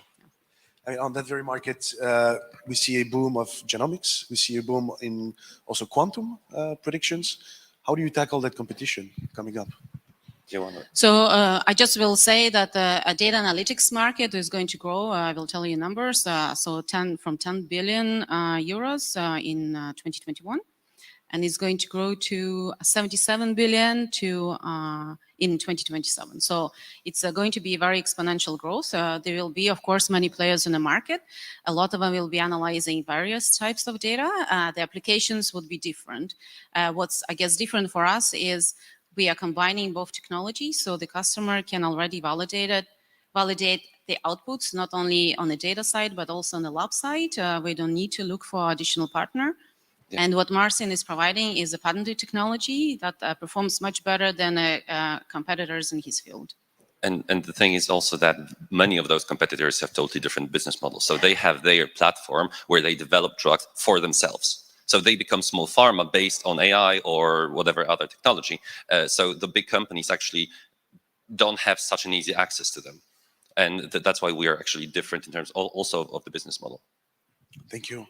Can you also tell us real quick about your shareholding structure? I understand that there is a JV or that you intend to set up a joint venture. Mm-hmm. What is your shareholding structure? And because I understand that you combine the two companies into the same structure. And what are the revenue streams of the founders? Mm-hmm. What kind of revenue scale do you have? So essentially, because both companies already have investors, so we'll keep it separately, but our technologies will be licensed into one entity that will essentially operate as one single company. The profits of a company will be split 50-50. And it's based on different costs of doing the work. So, for example, lab work is more expensive than data work. So we will marginally add that cost on top from both sides. And obviously include the cost of that new entity when it's going to grow by itself. So then the new entity will have rights or licenses in from the two mother companies or parent companies, and then it will just grow by itself then. I want to understand the muscle that you have behind the joint venture, because you are going to undergo clinical trials or a certification phase. And so do you have this kind of muscle? Do you need to go for a fundraiser? Well, essentially, our technology is already validated. We can already start with working with the customers. So for us, I think what we need money is maybe on a BD person who will physically go and start closing deals. The deal cycle with pharma companies about 6-12 months to close. So we are hoping maybe first year is going to be slower, but we can, I guess, increase the number of projects in the following years. Yeah. But in the same time, sorry, Marcin, in the same time, we want to do our own work, as maybe if you didn't get from the numbers, I skipped them very fast, but the cost of doing this type of work, we can really reduce it, and we want to work on our own projects as well, and guest produce papers that will be used for the science, and yeah. Last short question, last short answer. The reuse of data was an interesting point, and you have verified that it is valid. You are getting the info you need. The reuse of data, so you have verified that it is valid data for the use of the reuse of data. So the thing is, the data is going to be reused? You can reuse the data, so it's valid, the previous data. Yes, so BioExplore is reusing all the data, and I think it's very, very important to stress that how many publications? There's like 20 million? No, actually. So we are having an access to 35 million publications that have been accumulated over the last decades. Marcin told me that the average cost of each publication is about €500,000. Can go up to 10 million. Yeah, so it's a huge cost. So it's a huge cost. So we are just reusing the existing knowledge. And up to now, like 4% of them are being used. So like 96 is just laying down there, and just your supervisor reads. So this is our circular contribution. Thank you. That was the last sentence. Thank you. Thanks a lot.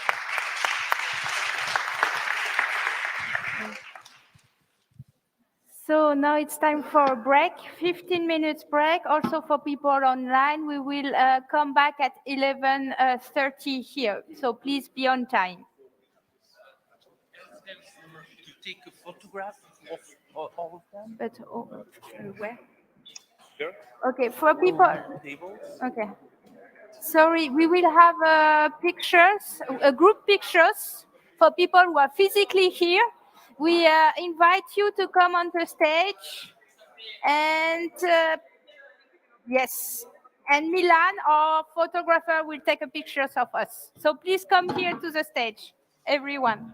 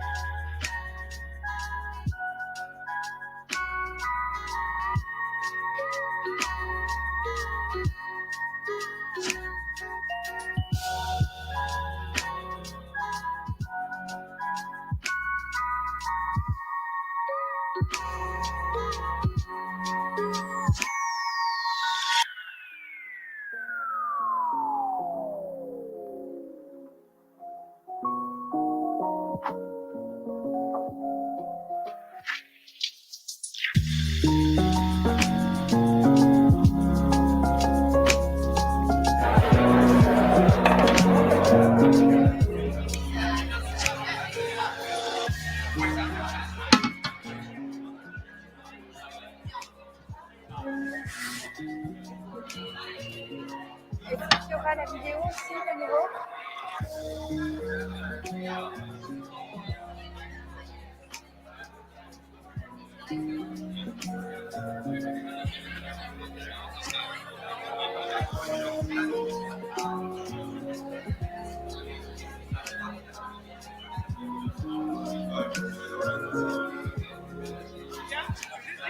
Pour les chapeaux.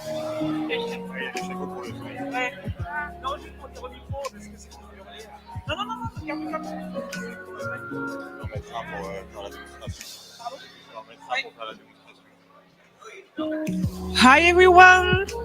We ask you to come back and you have really nice hats if you suffer from the sun, which will rise for the whole afternoon. So you have in this box there really nice hats. So please help yourself. You take it. You have the demonstration here.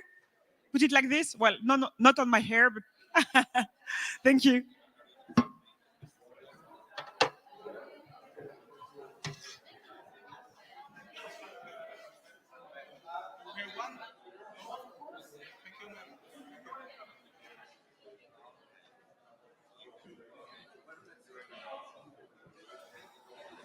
Ladies and gentlemen, we will start now.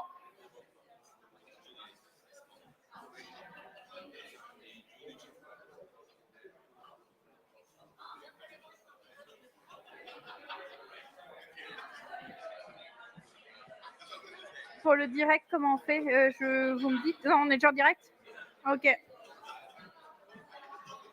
So, I'm calling the next challenger. Are you ready?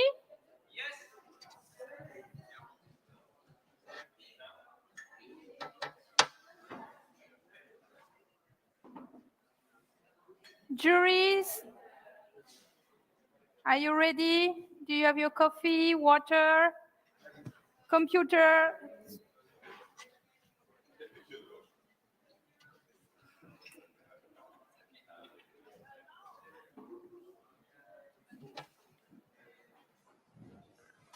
So we have 5 more projects now. And I will call the next challengers, Aida. If you want to come, you have the mic here. So please don't forget, people cannot listen to you if you speak like this. Just put it close to your mouth. Also for people online, it's very important. You need the remote. Yes. Are you ready? Yeah. Let's Hello. go. Can you hear me well? Good morning. My name is Aida Roman, and I'm going to present Intelligence Bioremediation for Fast Composting, iFastComp project. Today, there is a big problem all over the world. There is a huge amount of food wasted. 1.3 billion tons of food is wasted per year, and 45% of all vegetables and fruits are wasted and becomes residues. To solve this problem, we have developed iFastComp technology. Our objective is to integrate agricultural waste in circular economy to obtain high-value byproducts. Our solution consists from agricultural wastes, preprocessing them in a bioreactor using specific analytical protocols. With our biosensors and artificial intelligence software, we will obtain the target high-value product as human food, ruminant feed, or compost.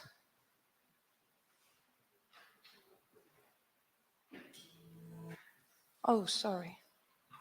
Now in the following video, we are going to see the biotransformation process. Oh, I don't know why. Now. The main steps of the accelerated bioremediation biotransformation process from agricultural residues and waste to high-value products with lab-scale iFastComp prototype. Step 1. Cut, grind, and sterilize the original agricultural wastes. Step 2. Filter to reduce the total amount of water. Step 3. Pour the sample into the bioreactor. Step 4. Monitoring by biosensors. Control and optimize the process condition via artificial intelligence to develop specific protocols to obtain the same products. Step 5. 2 types of high value-added products with fungus and without fungus were obtained. Some of these steps have been made manually because it's our preliminary lab-scale prototype, but further in phase 3, every step will be automated. The bioremediation market for 2022 is $161.4 billion, and it is expected to reach over the next 5 years to $334.4 billion. As target clients from 2022 to 2024, we will reach the different end users: cooperatives, juice factories, municipalities, small and large farmers, restaurants, and food factories. At the beginning, to launch our business and take advantage in a short period of time, we will use push marketing strategies. And then, to maintain dominance and improve loyalty, we will apply pull marketing strategy as a long-term strategy. We have calculated our variable and fixed costs, and revenue for 5 years. And to achieve the break-even point in 2 years, we have to sell 83 bioreactors. Our source of revenue are the products we sell, bioreactors, biosensors, artificial intelligence software and reactives, and the different services we offer. Once our company is stabilized in Turkey and Spain, we will start with a franchise model. Now, in Europe, the conventional method of biotransformation is used. But we have developed our iFastComp technology, which is disruptive and will revolutionize these markets. The main difference between our technology and current technologies is our unique selling propositions.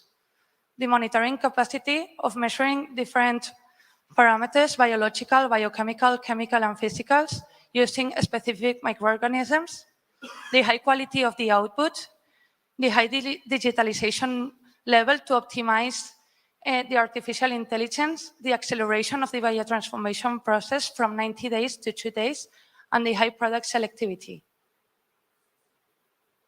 Finally, our solution has a positive impact environmentally and socially, reducing pollution. It contributes to circular economy. It's environmentally friendly. It creates new jobs at local levels. This is just one part that our technology. So thank you for your attention.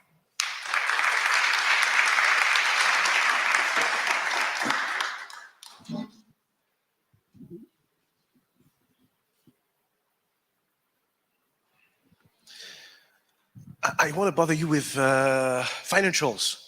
What are your current revenues first?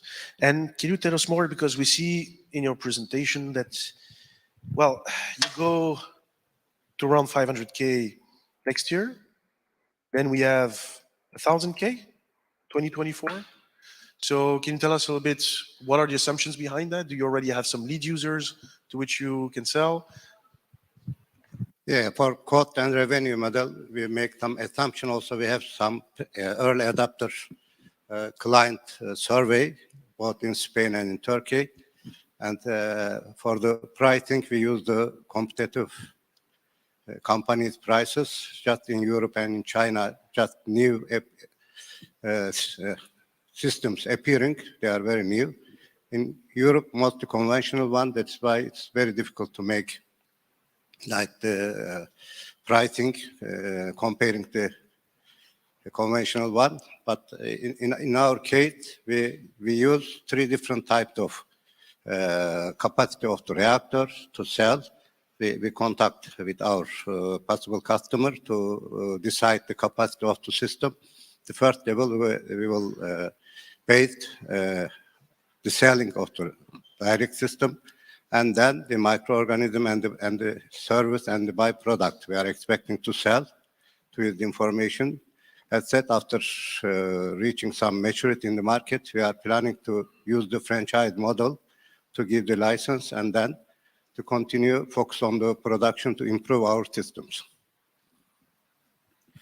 And I see here that you were assessing a TRL4 for your project and revenue generation coming next year. So what kind of scale do you need to reach with your product to really be sellable? Can you tell us more about that? Yeah. For the current system, we have the laboratory and we develop the process. For the next period, we will develop the automated one in the phase 3 as the MVP, AI-supported system. And then just at the end of the phase 3, we will make on-site demonstration with the full automated and AI-supported system. And that system will be automatically filling for waste and getting all the data, both biosensor and other parametric values, and evaluating the process condition, and then give the direction for which product will be obtained at the end. And continuously we get the data to improve our database for the future process activities as well. How will you organize the monitoring of the quality, especially if you have some licensors? How have you organized your company to monitor the level of quality? Do you mean the IPR relevant issues? Or? Yes. Yeah. For the first contact, we use the NDA agreement, non-disclosure agreement, before opening our information to our first adapter. And in the meantime, we have started to develop patent-relevant activities for the key part of the technologies, and we will give production-relevant information with the license agreement to the third party, but we will keep AI and process-relevant information, IPR right, continuously in our common companies. We have also patented some of the biosensors, and we will have to patent like the final bioreactor system, which will be finished in the phase 3 when is everything automated. You had multiple choices of different byproducts which you can use in your products, and how did you end up with those two you mentioned on the slides? Yeah, that is the main thing. We need to spend time for the different wet type. Normally, we may manage to using different type microorganism and the reaction condition to direct possible products, but those products are not exactly the same. If we have some input, for example, rich with potassium, that means at the end we will have the product rich with the potassium, but we may make it different for plant growing, more compost or animal feed or human quality. The point is that. Different analytical protocols for the different high-value products. So we will use a specific microorganism in each step of the biotransformation process.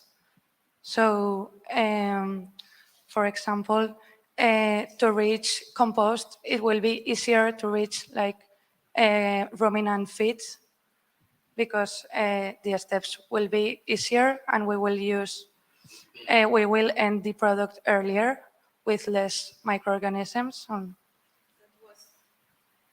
that was the last word. Thank you. Thank you. Thank you.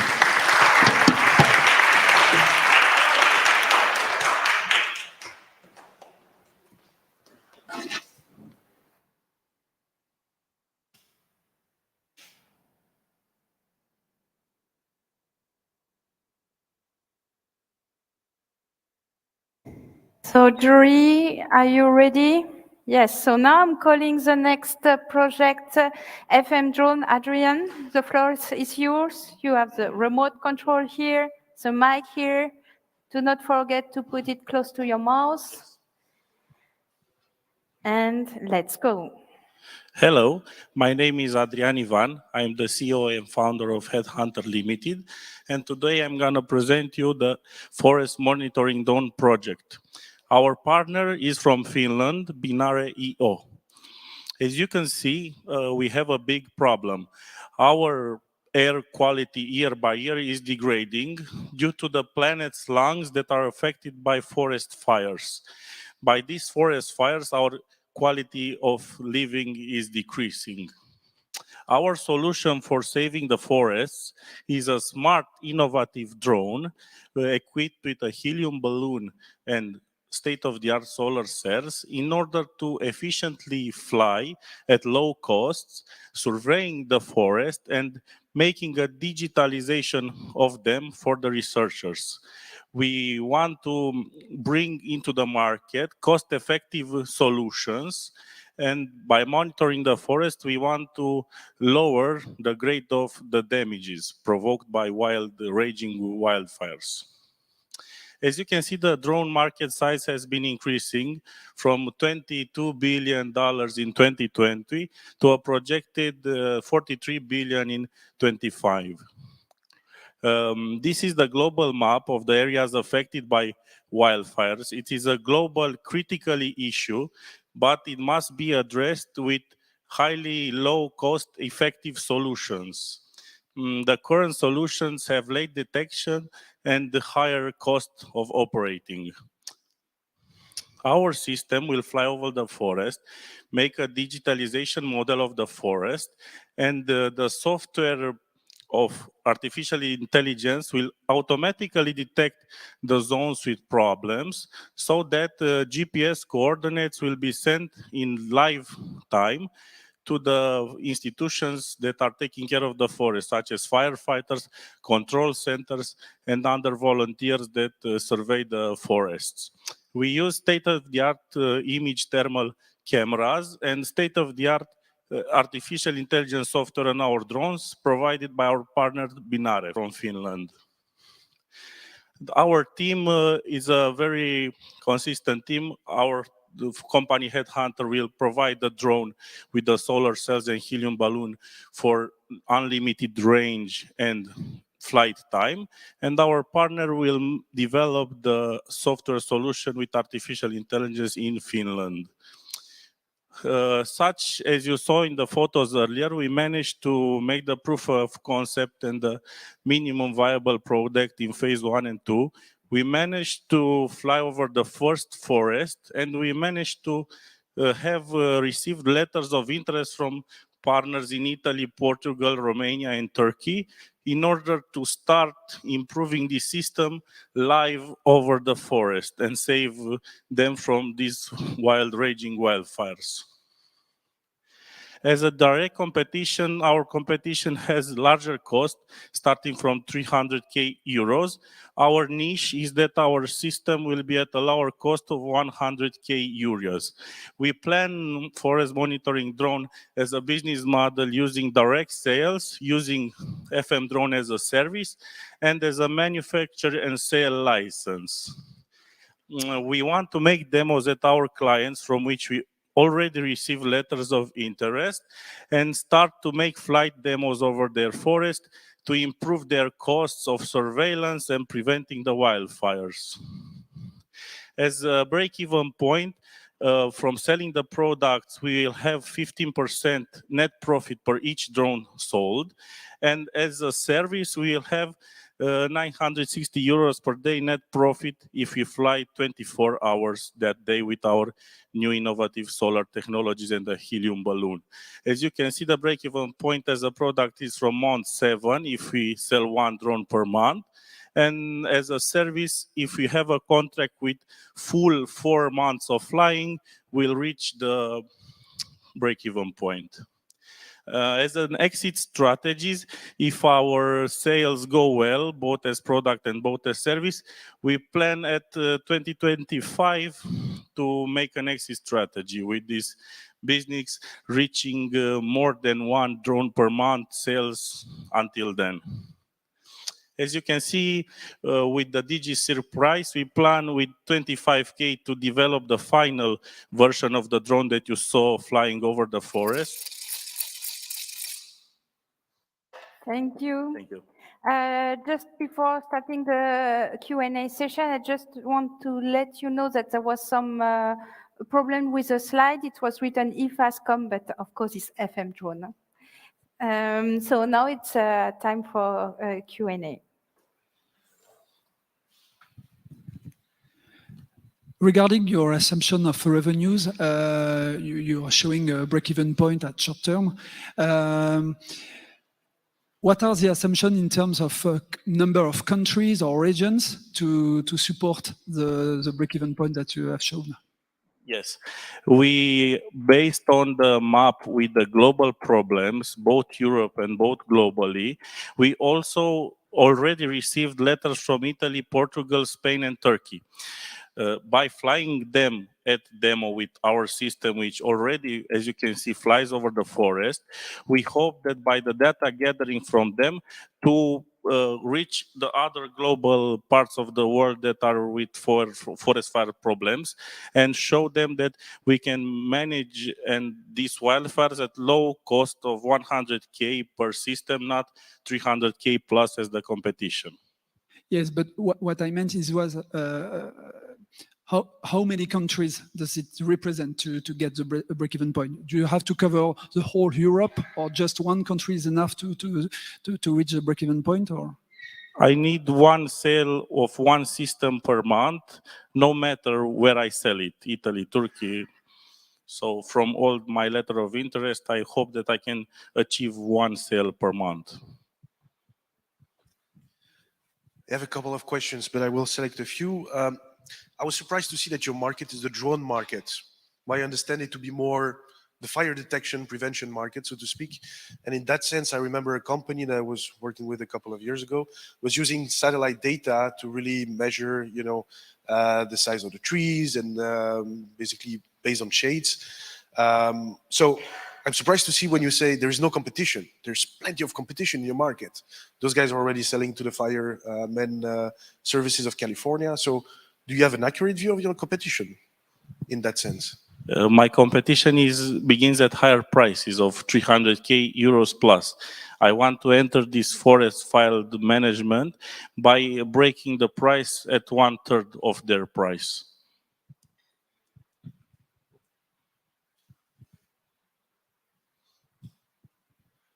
What is the situation with IPR?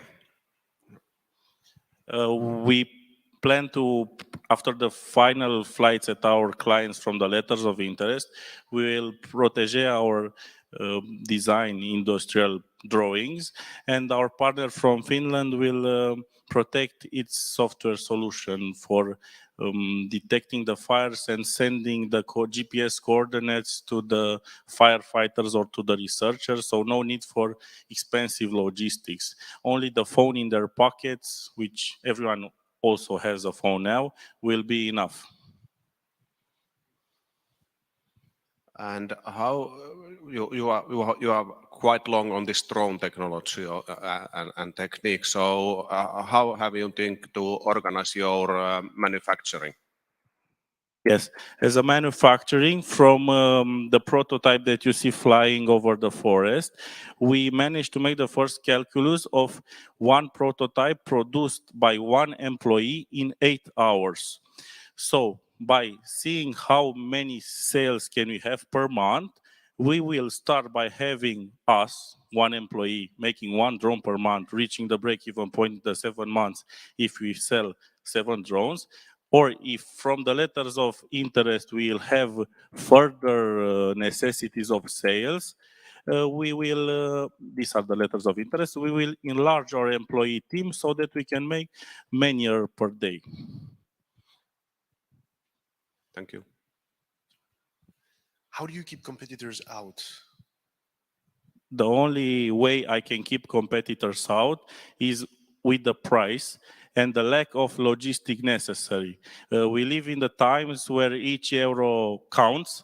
So my solutions brings smart management of forest wildfires with no cost for them as logistic, only their mobile phone in their pockets, and a small acquisition price of 1/3 of the competition, even if there are other drones, other real planes, or other satellite services provided by states of big companies. Short question, short answer. You've spoken about detection. Are you working on prevention of wildfires as well? Yes. So when we fly over the forest, this is the concept of operation. By digitalization of the forest, we will have a map using the thermal cameras. And here on the below side, you can see that each pixel represents a temperature. Where we see higher temperature pixels, we already send this info high risk area for the firefighters. The firefighters come with a real helicopter, drop 150 liters of water and cool down the area. So it's minimum cost for them, only one flight, because if they let the fire rage, the cost with the logistics to shut the fire down will be huge. So thank you very much. Well done. So I'm calling the next challenger. It's a woman.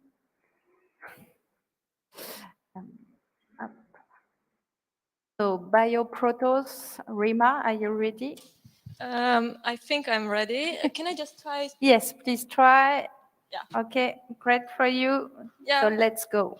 Hello, everyone. My name is Rima, and I'm here with Marco, my colleague, and we are going to present to you Bioprotest project. So, our global feed and food protein system is mostly based on soybeans. And currently we are facing a global protein scarcity. Only in Europe we import 93% of soy from outside. However, soybean production causes massive deforestations. To produce 1,000 tons of soybean, we need around 465 football fields of land and 2 billion liters of water. And we have a solution for this. We introduced in the market black soldier fly larvae that is a kind of insect that has a capacity to convert organic waste into value products. These value products are proteins that have higher percentage of protein content, 20% more than soybeans, fat that has higher fat and that has higher energy value than soybeans. And from the production waste, we also get biofertilizers. This is our circular process. It's 100% circular. We get the organic waste from feed and food processing and manufacturing factories. At Bioprotest facility, we convert them into proteins and fats, which end up in the animal feed market. And from the production waste, we also get biofertilizers. This means that we don't have any production waste. Here you can see one of our achievements. This is a formula for chicken feed recipe. Here we have totally eliminated the soybean. There was used soybean meal and fat. We have eliminated them, and now we use black soldier fly insect meal and fat. The result is really impressive because we not only have the same values of nutrition, but we also save 35 euro on each ton as a saving. This proves that our solution is also cost effective. This is our factory design. This factory is modular. It can be replicated and scaled in any part of the world, even in Northern European countries. This factory has a capacity to produce 1,000 metric tons of insect meal, 300 metric tons of insect oil, and 4,000 metric tons of insect biofertilizer each year. This is our target market for insect meal and fat. We target the animal feed market. The target customers are livestock, fish, and pet feed manufacturing companies and agriculture commodity traders. Meanwhile, for biofertilizer, we focus on European biofertilizer market, and we focus on agriculture commodity traders and fertilizer manufacturing companies as target customers. This is our go-to-market strategy with current partnerships who support us with this project grow. We work with an animal nutritionist, with feed manufacturing company, which is also our end client. We work with a certification and control body. We also have a warehouse in Ravenna port in northern part of Italy. We are also organized with logistics, and we get a support from Turbio for commercialization part. Currently, we have also ongoing negotiations with other companies. These are our financial charts. We foresee a revenue increase from 2023 up to 2027 with 6.4 million of revenues.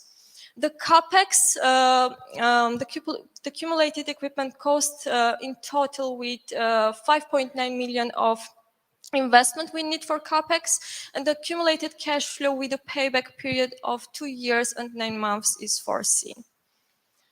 The impacts, we have different type of impacts. Substituting soybean, we offer a deforestation-free solution, cost-effective solution. We consume less water and land.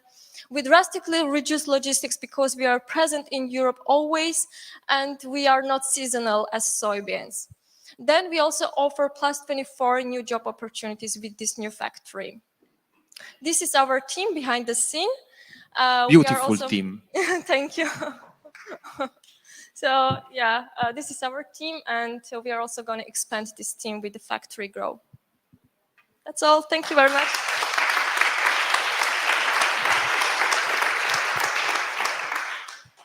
I was very stressed. Sorry for, yeah.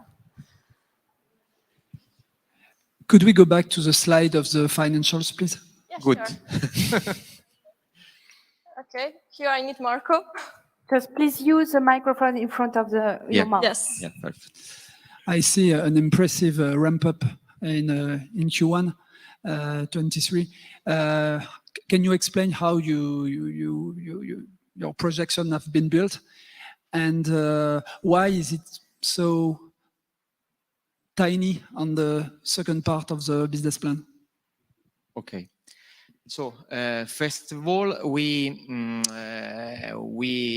elaborated a business plan that foreseen that in the first 6 months are necessary to install all the capacity. So the factory that you see before in the slide, we designed in-house, and we need more or less 6 months, 5-6 months.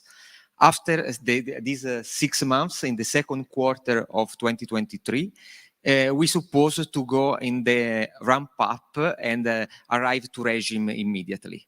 So in the 2024, 5.6 million are the maximum, so in terms of capacity. Then 45, 6, and 7, we have just an increase of the price. In this market, we have more or less 10% of the year, sorry, of 10% of the price increase per year. We decided to maintain at least 1 year flat, because in this field, the problem is to have long-term contracts for the client. If you think that soybean is increased for 500 euros per tons 1 year and a half ago, now is 1,500. So from 3 times more. And this is important to foresee a constant long-term contract. We decided to maintain 1 year price stable and then increase. For sure, we would like to increase the capacity of the company, because it's modularity and it's possible to expand also in any other country. We foresee to start in Italy, but the second step, we have contact in Germany and in the north of Europe. We need to have a second factory in the north of Europe. This is our intention.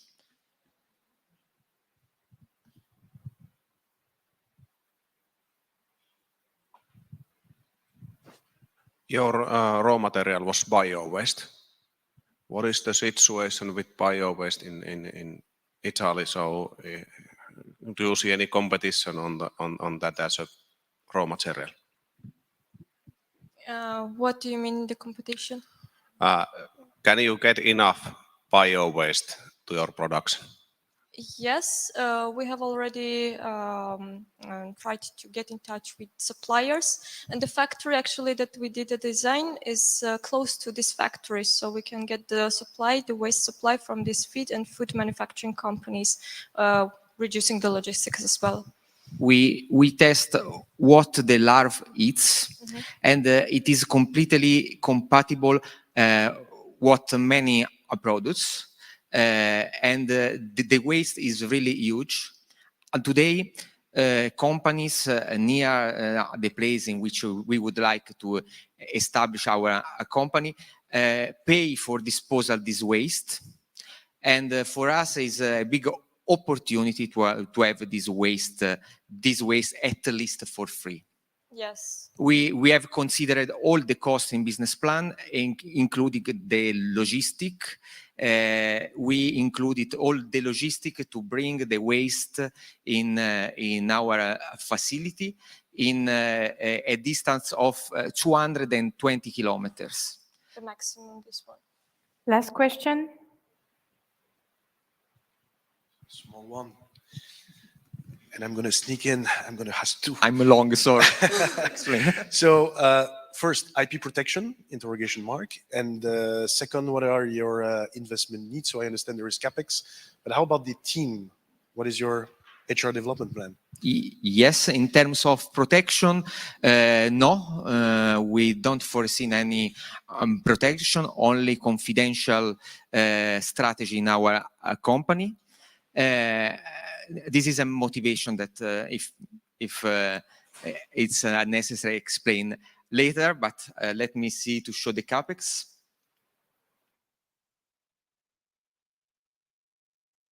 This is the list of the CapEx, the equipment. We do an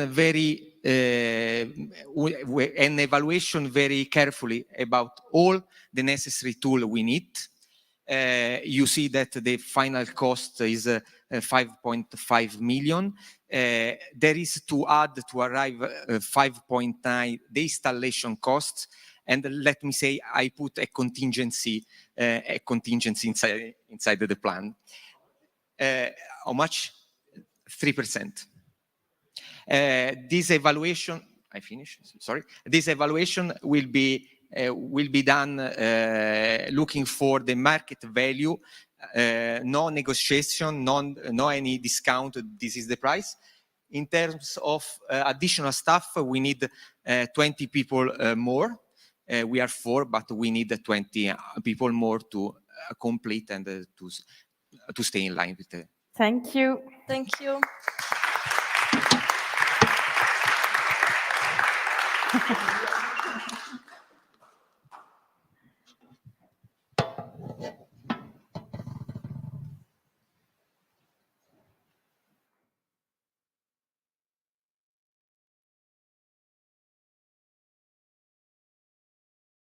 Jury, are you ready? So now I'm calling the next challenger, Container IoT. David, the floor is yours. Oh, yes, and the remote control. Hello, everyone. I'm David Gonzalez, project manager at Dagtzidou, and I'm going to present Container IoT. Container IoT emerged as a solution to address problems within textile recycling and second-hand clothing. Second-hand recycling clothing. Sorry. As you know, nowadays it's quite normal to find containers for used clothing. They are for charity, but also for a growing second-hand clothing market. But the current collection process is blind because those containers are emptied without contemplating real-time needs. This periodic collection versus necessary collection results in a great waste of valuable resources such as fuel or working hours of collection staff. So what makes Container IoT an excellent market opportunity?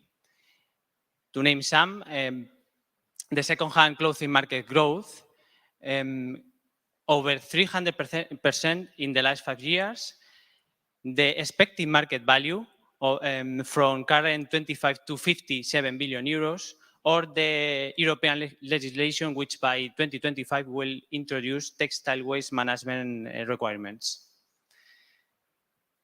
So how does Container IoT work? Container IoT can be applied in every kind of container. In yellow, we see the traditional collection process. And in green, we see these containers with containers IoT sensors, which gather and store container data on the cloud. This data, mainly related to container volume or location, is then managed via software, which makes added services available through user apps for buyers, drivers, or sorting managers, for example. As tested in the MVP development phase, Container IoT can reduce over 30% of fuel and vehicle maintenance cost. It can also reduce 20% time in decision-making processes and 20% in carbon footprint because less trips are needed. It can also increase productivity by 30%, generating optimized collection routes. Container IoT business model is based on a software license, which includes technical assistance. The fee for the first year is around 150 euros per container, and for the second year and beyond, around 20 euros per container. We are currently working within the regional market where over 150 sensors will be installed in phase 3, but with the scope of European and international markets. In addition, our solution can be applied in other industries such as organic or plastic waste. As for competitors, the analysis reveals other state-of-the-art products which are not as cost-effective as container IoT. And on the other hand, there are cheaper solutions, but with very limited technology and less services. We'll launch our final product at the end of the phase 3, focusing on NGOs and municipalities. We'll target the European market, including fashion brands, by mid-2023, and outside Europe by the end of 2024. The DigiCirc funds will be mainly allocated to the final product productivization and communication activities. With this, apart from those 150 sensors which will be installed in phase 3, we'll have around 400 sensors in stock as our first step of the market launch. Without the DigiCirc funds, the break-even point is achieved before year 2.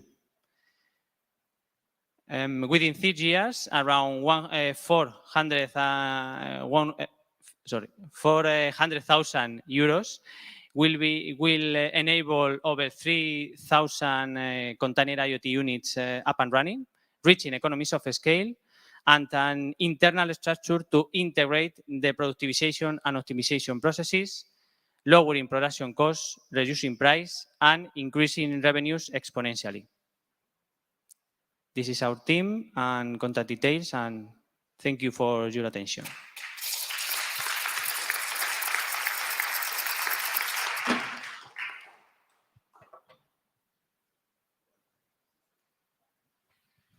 You're speaking about your end users. So you're speaking about municipalities, you're speaking about NGOs. public sector, NGOs as well. Do you have a segmentation of those consumers? And how do you plan to get to the cities? Because to get to cities? Yeah, to municipalities. Because, yes, you know, the procurement process is very long. You need time to lobby, I mean, it takes a lot of efforts to get procurement market going.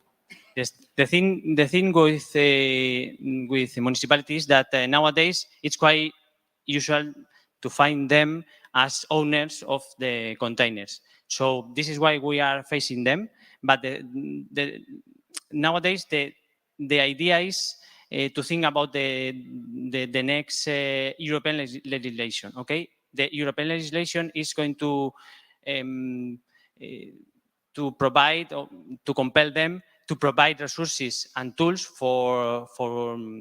to manage textile waste. Okay, so our idea is to provide them resources and tools to be in order with the European legislation. Okay, for example, our partner in our project, which is Inserta Toledo, is working with the municipality of our city, and they are reaching for an agreement to be our partner who will be in charge of the textile waste management. Thank you. Another question was related to the maintenance and the failure rate of the sensors. Do you have already some data on this? We do have. So you will implement some sensors, some optomechatronic device within containers, and you will gather data. Do you have an idea of the failure rate of the sensors? Do you have issues with the sensors so far? No. Issues with the data storage? No. No. I have a question regarding the financials, naturally. If you can go back to the slide. My understanding is that it's a software solution, and I'm surprised to see this kind of curve of your EBITDA, because I don't understand the part of fixed cost and variable cost, because in this business, normally, as the starting point, you lose a lot of money, and then you have a J curve, and I don't see a J curve, so I don't understand. Don't you understand the fixed costs and the variable costs? We have as fixed costs nowadays the sensors, of course, the electronic components that we need to assemble the sensors, but as variable costs, we only have working hours and commercial staff and anything else. In fact, we are looking for having within 3 years the structure needed to get or to be in charge of the productivization and the creation of the sensors. That nowadays it's outsourcing. Yes, but I don't clearly understand why the level of profit is not higher in year 5, because you have a tiny part of variable cost. So yes, our cost is not increasing as well as revenues, because within 3 years we are getting the productivization optimization, and we are going to be able to reduce cost, because nowadays these activities are outsourcing. And besides, we have to bear in mind that right now the cost of electronic devices or logistics are very high. So we expect to have lower costs in next year or in a couple of years. But the main idea is to integrate the optimization and productivization processes in order for us to be who are in charge of the productivization and optimization processes, which are the higher costs that we have already now.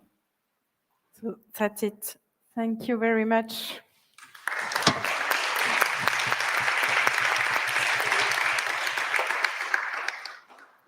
So it will be our last presentation before lunch.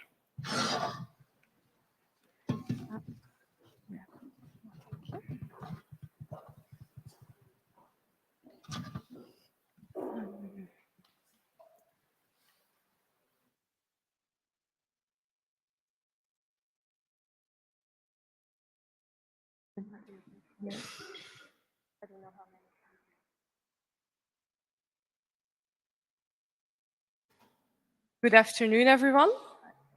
I hope I can still grab your attention for the last pitch before lunch. While we're waiting for the slides, I can already tell you I'm Nikki de Schrijver. I'm a sustainable fashion expert from Belgium, and I've been working in the industry for over 18 years, actually progressing it to a sustainable one. So I'm here to present my company Kosh, Conscious Shopping Made Easy. And together with a team of 12 change makers, we're fighting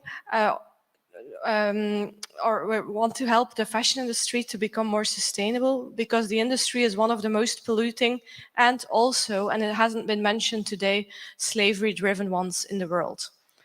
Now, luckily, a lot of consumers, they want to make more sustainable shopping choices.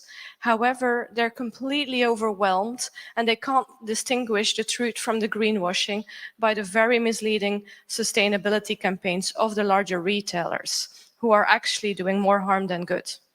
At the same time, local SME retailers, they are completely overshadowed by those sustainability claims. So what we do at Kosh is we offer visibility to those local SME sustainable fashion entrepreneurs while making conscious shopping easy for the end consumer. So how do we do that? Our consumers can use our tool already since 2 years. So they can easily filter based on their own preferences in style, in budget, in sustainability. And we will curate a list of sustainable fashion brands completely aligned with their values. At the same time, all this data is interconnected to local stores. So a consumer can add a store to their personalized shopping route, click through to the web shop of the local store, or learn more about the sustainability of each store. Now, under DigiCirc, we have developed the Retail Eco Score. And the Retail Eco Score is actually the sum of the packaging they're using, or the sustainability of the packaging they're using, which energy contracts they're working with, but also the sum of the sustainability of the brands that each store is stocking. Now, and this is where we're definitely different.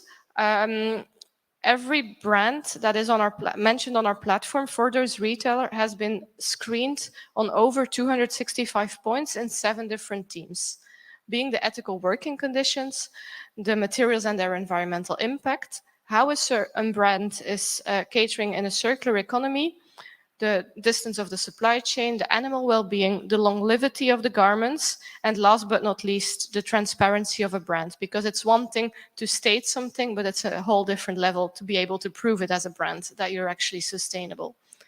So what we want to do at Koch is we want to create a paradigm shift to accelerate this transition to a circular fashion industry.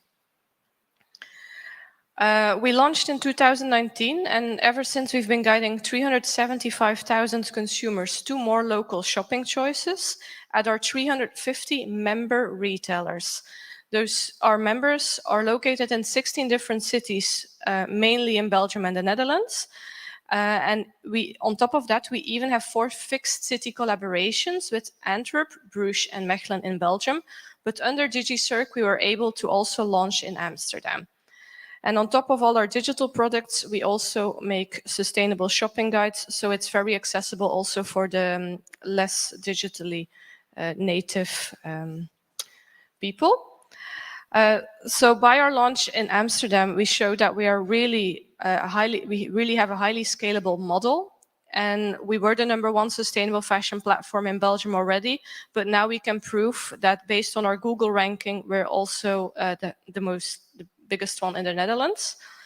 So we work on a membership-based business model, and included in the membership that the retailers are paying, we screen 1 or 2 of their brands each year.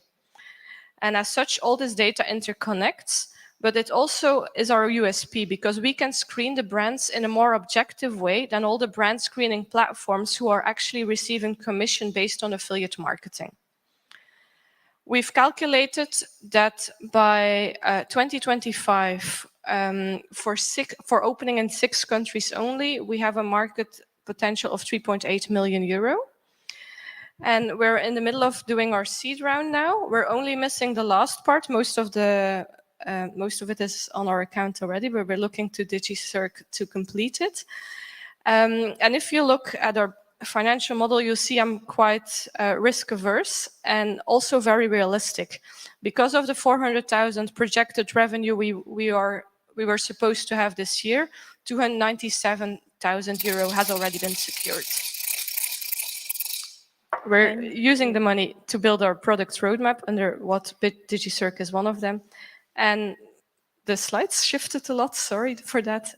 But our MVP is ready. And the one tool is already in the market, and under DigiCirc we developed a retail score where the stores can also follow a full sequence so that they can calculate their own sustainability. And for us, this will lead to effortless lead qualification of the retailers, but also progress the sector as we can then propose them better solutions. Thank you.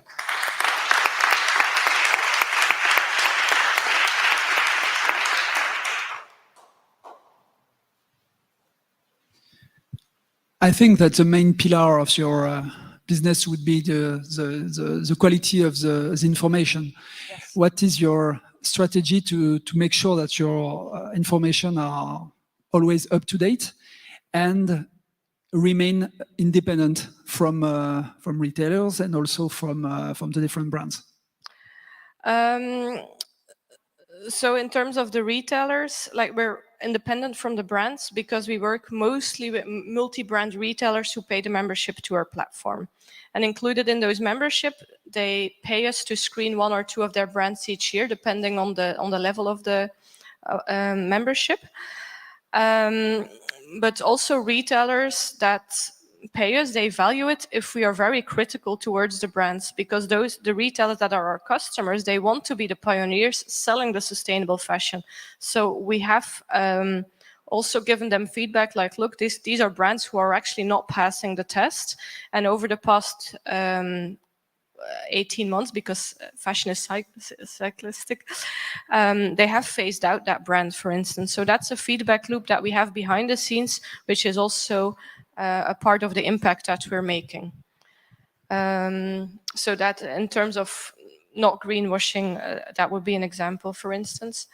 And you had a second question there. Can you please repeat it? Yes, it was make sure that the information are up to date, because, as you said, the loop are very infrequent. So first of all, there's a lot of greenwashing going on by the big lobby. Recently, Norway, for instance, has made a law case that the Higg index can no longer be used to reference to as sustainable in terms of the sustainable materials. But we with Koch, we were actually ahead of time, and we were already using a different logic 2 years beforehand, and it's been validated by the journalists. And we're also exchanging information in that sense. So in terms of the data sets that has been used all over Europe, no one is actually sure which data set is 100% correct. Even through DigiCirc, we spoke to many different research centers as thematic mentors. And even they said, well, actually, the data that is existing, especially the Higg data, is not reliable. So what we do, we use our own, we call it our Earth logic, and we're not purely 100% like focusing on carbon emissions, but we also to take into account what is the impact on the Annelies, now you need to help me on the environment locally, and to also see the scope of the LCAs, because many of the LCAs that have been used, they're way too short.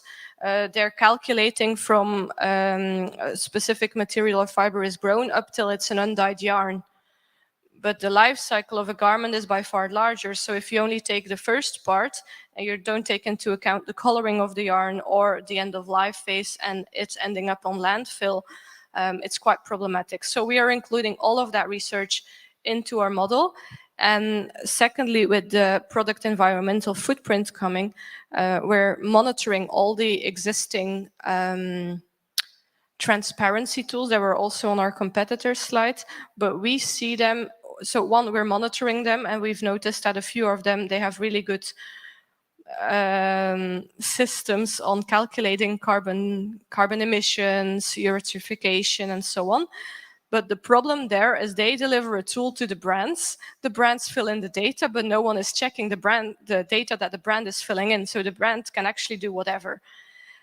So we're not quite there yet with the product environmental footprints that are coming at the moment, because it's not regulated or checked what the brand's putting in there. So which gives us still meaningful for the next couple of years. But business-wise, we are fully focusing on the data, on what is in the stores, what is the retail data, where are the points of sale, and how and which brands are connected to which retailers in which areas. And if there's potentially a product environmental footprint label is available, we can just connect to it.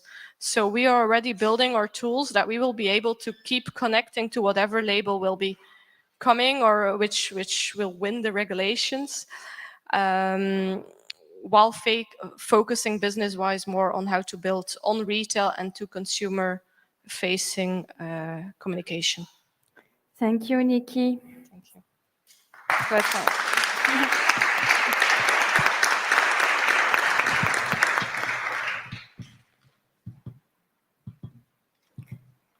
So now it's time for lunch break. So we have 1 hour and 30 minutes for the lunch. You will find the food behind the doors. You have to go to the canteen behind. Everything will be set up there. And we will meet again at 2 o'clock Paris time for people who are somewhere outside Paris. And so have a great time for this lunch.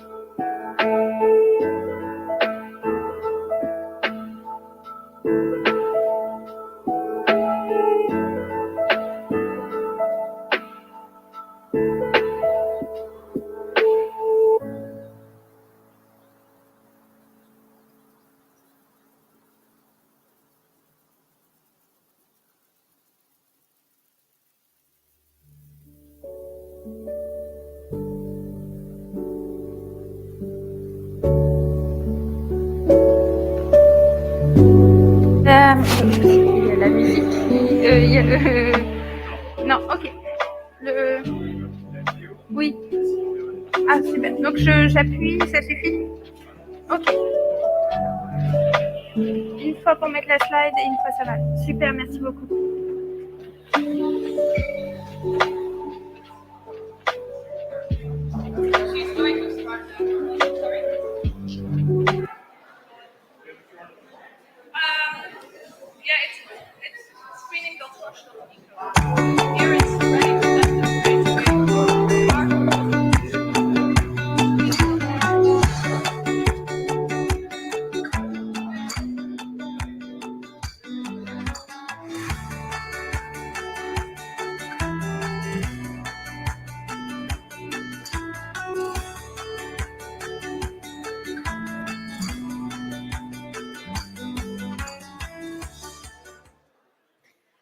Good afternoon, everyone. I hope you had a great lunch and nice talk with all DigiCirc partners, members, projects. Before starting, I would say a few words about Leonardo da Vinci. I won't say, I won't question if it's from Italy or from France. I just say that we all know that it's very well known for his paintings, but he was also talented in science, architecture, sculpture. In short, he was passionate by life, and he also advocated for better harmony between human and nature.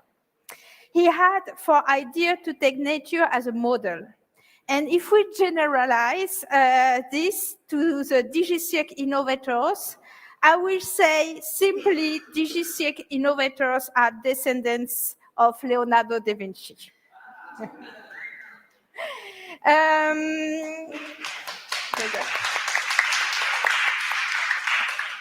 Some key figures in this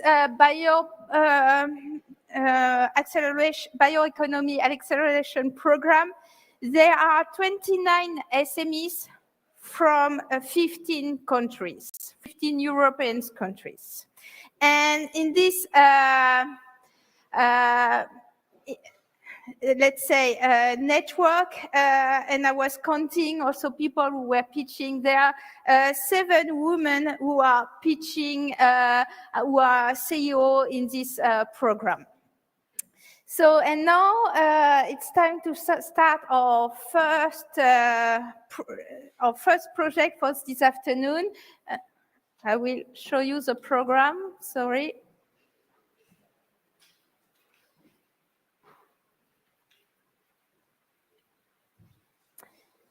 So now it's time for Zero Waste Cups to pitch his project. You know the rules, 5 minutes of pitch, 5 minutes of question and answers.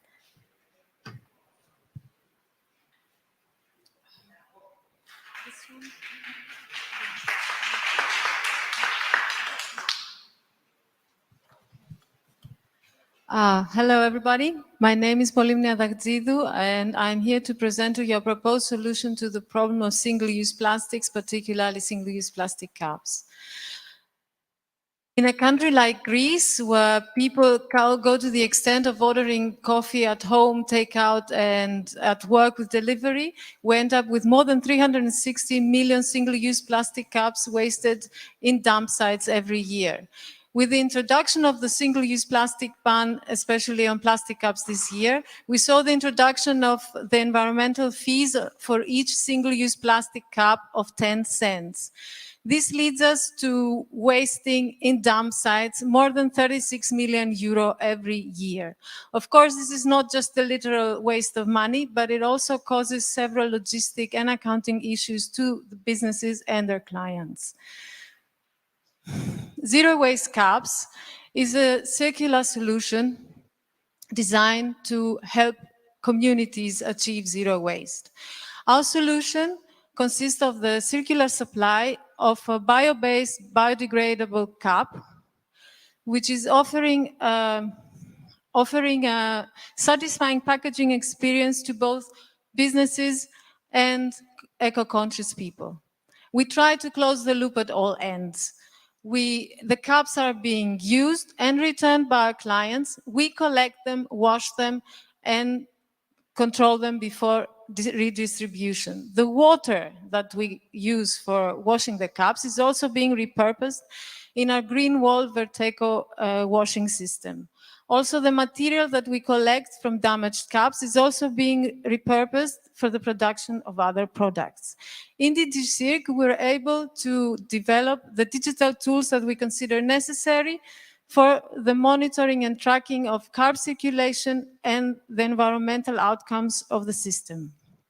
First, we have our platform, which is offering, it is totally web-based and is offering to us and our B2B clients the seamless platform for the management of cup orders and returns, as well as the environmental KPIs that we have set for the system and for our B2B customers. Here you can see some indicative views of the sustainability platform with the environmental KPIs that we have set, and also a view of an inventory. The second digital tool that we have developed now through DigiCirc is our application, which is destined for our B2C interactions, offering to our B2C customers a view of their account, their profile, their own sustainability platform, as well as a tool for the cup leases and returns. We have tried to simplify the whole procedure and make it as simple as possible with minimal interactions down to a couple of scans. Currently in Greece, the alternatives available are very limited. There is no other similar solution in the market, and the general market of packaging is focused mainly on single use. We have devised the billing scheme based on market research and current transactions happening, where we charge our B2B clients a price similar to the one they pay for single-use plastic cups, and our B2C clients applies a price 15% lower than the one they pay for the environmental fees per cup. Our financial projections for the next 5 years are set up in a detailed plan of 5 years, and it's important to say that in this case we need the funding of the first 2 years in order to reach the break-even point and enter the growth phase of our planning. With the funding we receive now, we'll be able to develop and produce a fully functional MVP in real life conditions by December 2022 and enter a pilot stage with a commercial launch in 2023. Up until now, with the funding we have received, through DigiCirc, we were able to develop a platform and an application, an online version, a landing page, and introductory video for our solution, as well as the first cup renders and 3D prototyping of the cups. Our team of interdisciplinary people from both companies, Alchemia Nova and Kibos, thank you very much. And I'm here to hear your questions.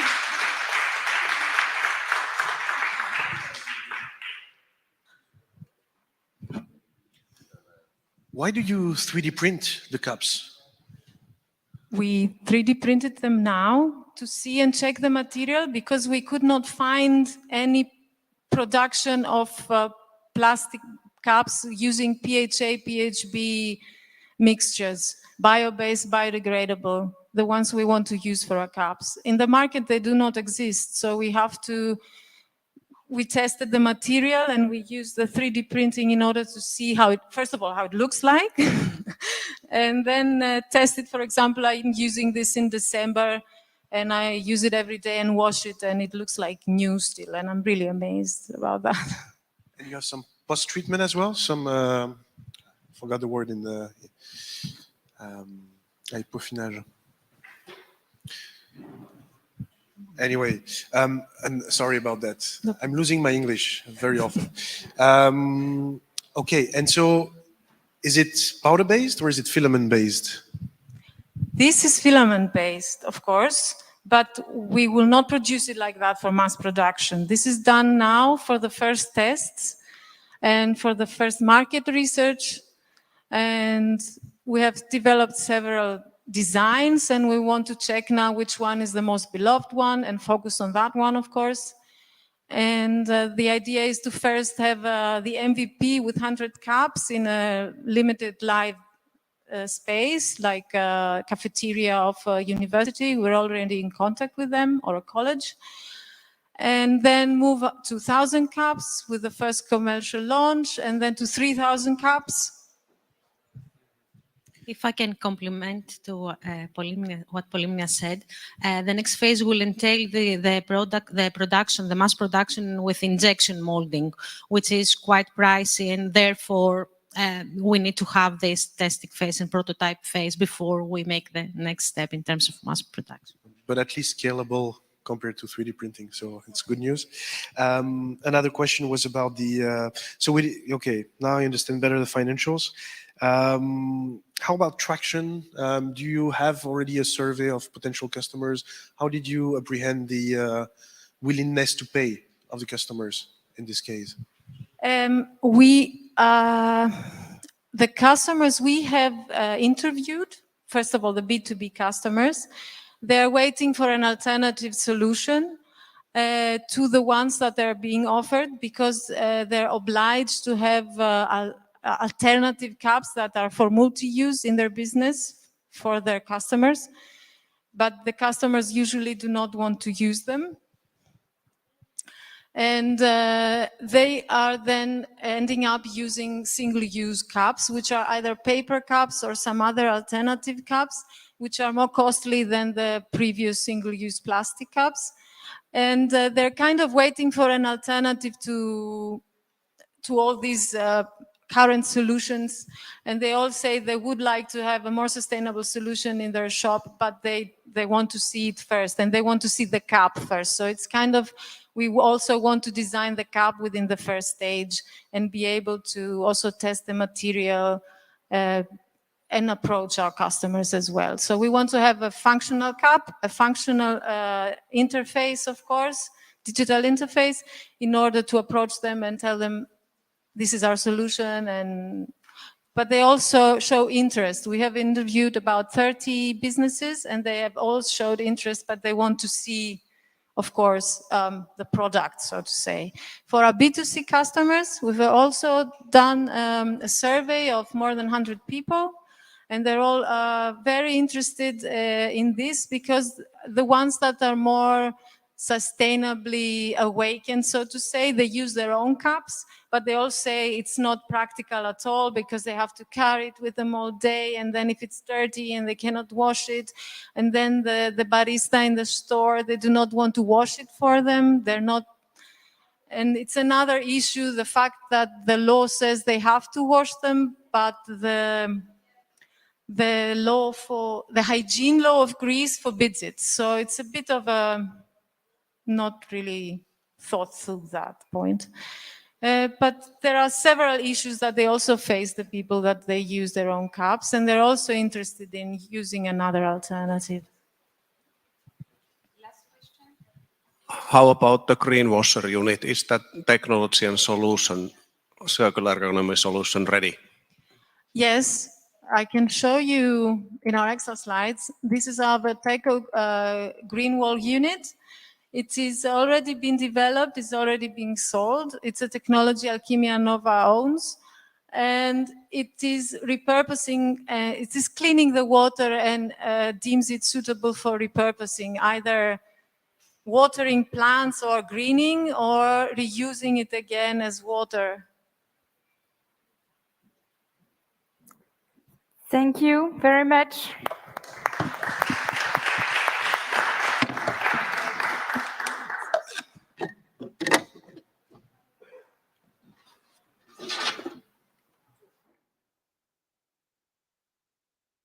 So now I'm calling the next challengers, Agro S3DP.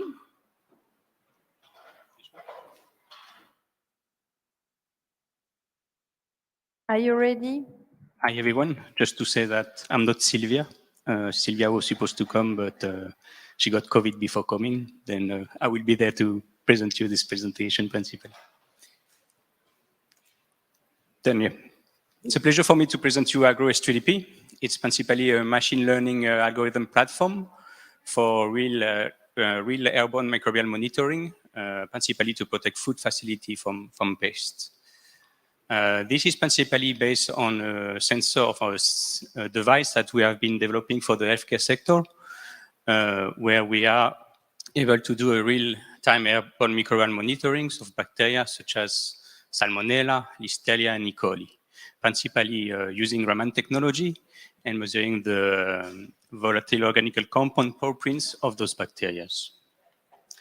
This is enhanced principally by a computational fluid dynamics analysis, which is done by our partner Analysis DSC, that allow principally to optimize the ventilation system of the food facility of the clients, but also to optimize the locations and the number of devices that need to be installed in the building. If you can see here on the left, this is a building of the food storage principally. Why this matters? I think you've been aware of this year of the E. coli and Salmonella cases from the Kinder eggs and the Buitoni Fresh Up pizza. This is principally the reason of this project. Here, if you look at the market, it's a 10.5 billion euro market, principally in all these kind of subsectors of the food value chains.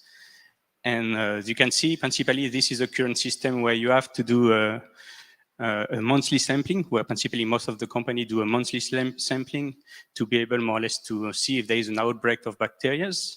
They have to wait more or less, they do it every month. Then there is a lot of times for a bacterial outbreak to happen during these times.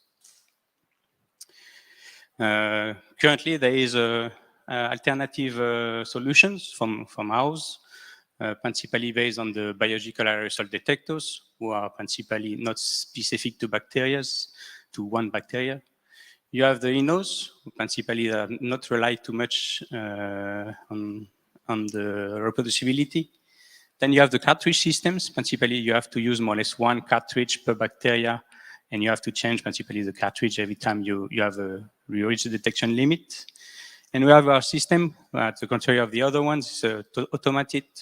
You can more or less detect a lot of bacteria with one sensors, and you can more or less detect specific bacteria without any need of technicians. Principally, this is entering a food and agriculture market, a growing market with hunger for principally IT solutions. And at the part of more or less sustainability, this allows with early detection to reduce the waste of food that is rejected once you are detecting the microbial contaminations during the full value chain of the food production.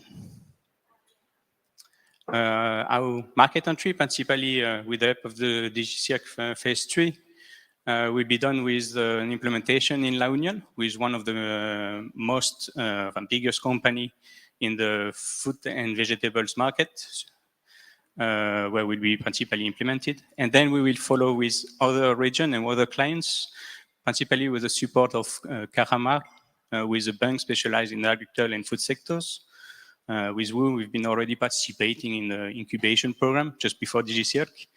And that's principally opened us the door to those clients. Then from that, we will go to first Almeria, then Murcia and Valencia, one of the biggest regions in Spain. And then we principally focusing on vegetable and fruits, then going to processed food and then to dairy. A bit of financial for the finance people. This is more or less a business model will be principally a monthly fee for the device of 700 and 1,000 euros per month. And then an initial fee principally for the CFD analysis from our partners. And what's important is principally the business model or the financial model will be separated between the two companies. As Analysis DSC will principally provide the initial service, and Sense Solution will provide the device and the revenue model of the monthly fee. Principally, we will need a private investment after the third phase to 300,000 euros, principally to cover the cash flow to buy the equipment to be able to rent it after. And this is the team behind it, Analysis DSC, with 20 years of experience in the part of this type of projects, and us from the part of Sense Solutions.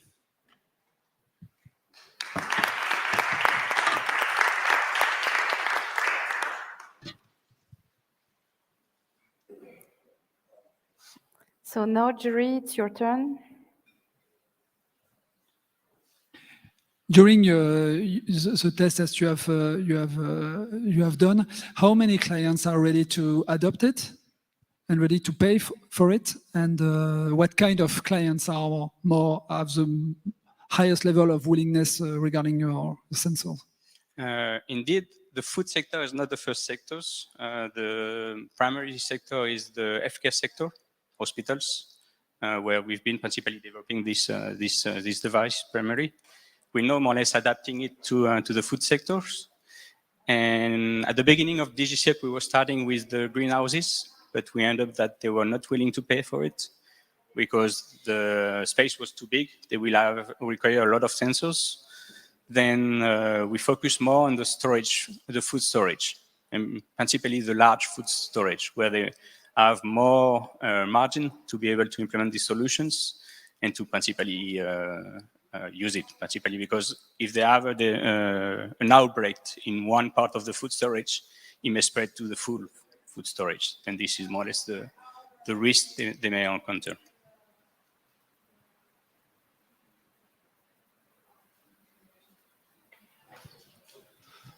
Have you developed the sensors by yourself, the company? No, we bought the sensors. We have different providers for the sensors.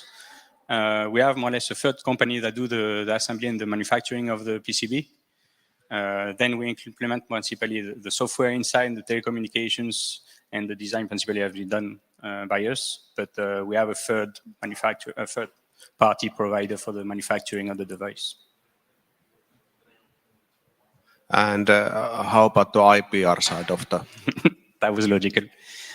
Principally, the IPR here we cannot patent the device on himself. The IPR is principally on the IP on the algorithm, where we keep principally all the communications and principally all the data and all the development of the algorithm in-house. We have principally also, as you see, the business model of renting. Then we have a closure of more or less confidentiality with the clients that we enforce with a system that tell us if they open the box of the electronic or not. Then principally we ensure through contracts and to cybersecurity principally, to the communication system. And the trademark of course of the H2DP.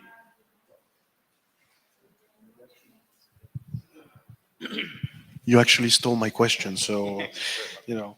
Now, can you explain, can you get back to the financials, please? Thank you. So I see some minuses. Net income, how do you plan to raise the missing funds? The missing fund, the 300,000. Principally, we will be looking for investment. We principally also be able to cover half of it with a program in Spain that if we have more or less part of the investment, we can cover double with kind of a innovative loan.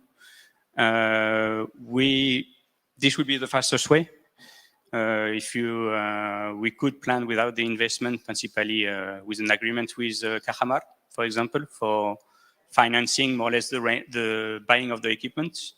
But this will probably lower our entry to the market. We won't be able to sell that many devices in one go.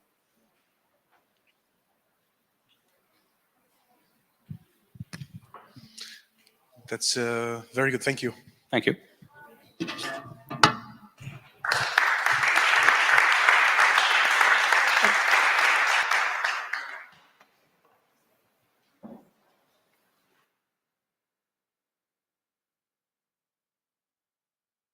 So now I'm calling, Milan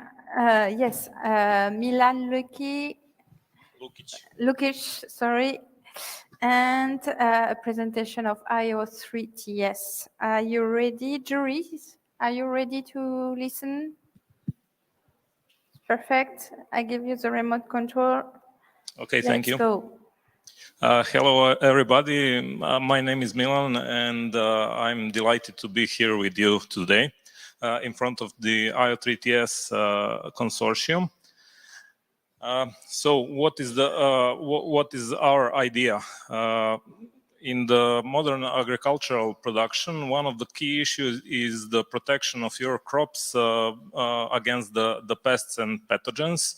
And traditionally, this is achieved by spraying the plants with toxic chemicals.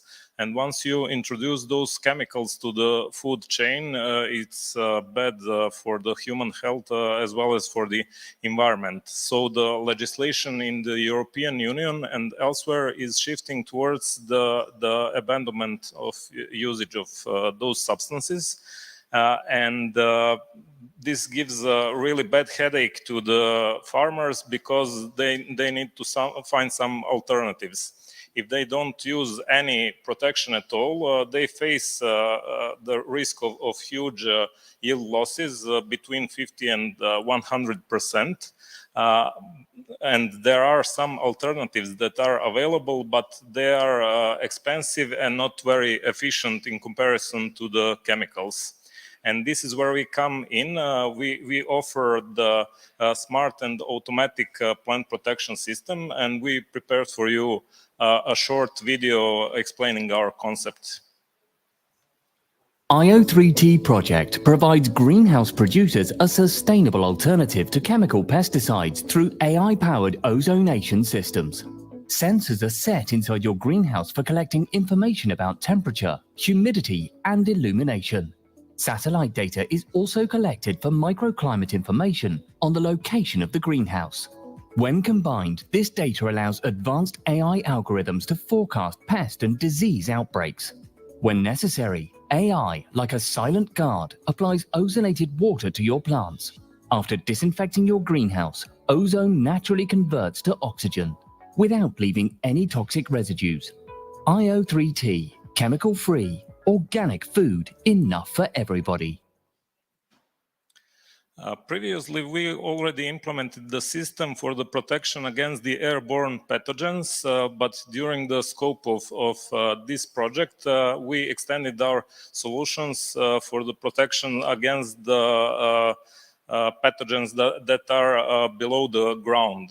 So we already had 2 field trials, one in the test greenhouse in Turkey and the other one in Serbia. And in the next video, you can see our system in action. The data is being collected from the sensors inside the greenhouse, and our smart algorithm is calculating the risk factor of the disease outbreak. When this factor exceeds some threshold value, then we activate the equipment, as you can see in the video. So now the ozone generator is active, and the ozone is being dissolved into water, and we use the irrigation system that is already present inside the greenhouse to transport the ozonated water to the plants.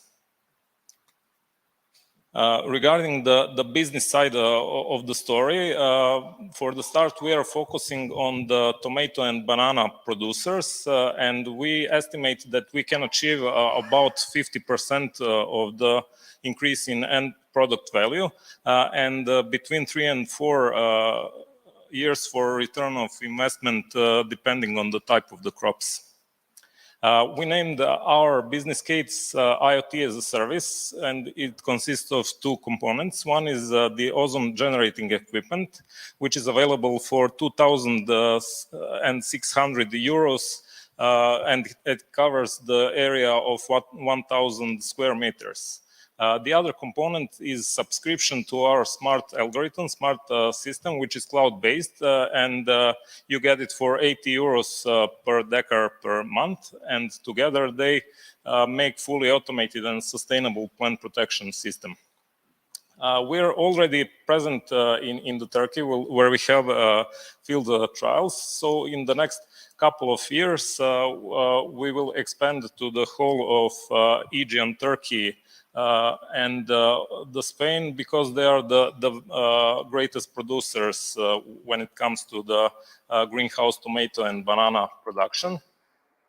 And our estimation is that we can achieve about 300 million in sales and about 100 million in subscriptions. Thank you.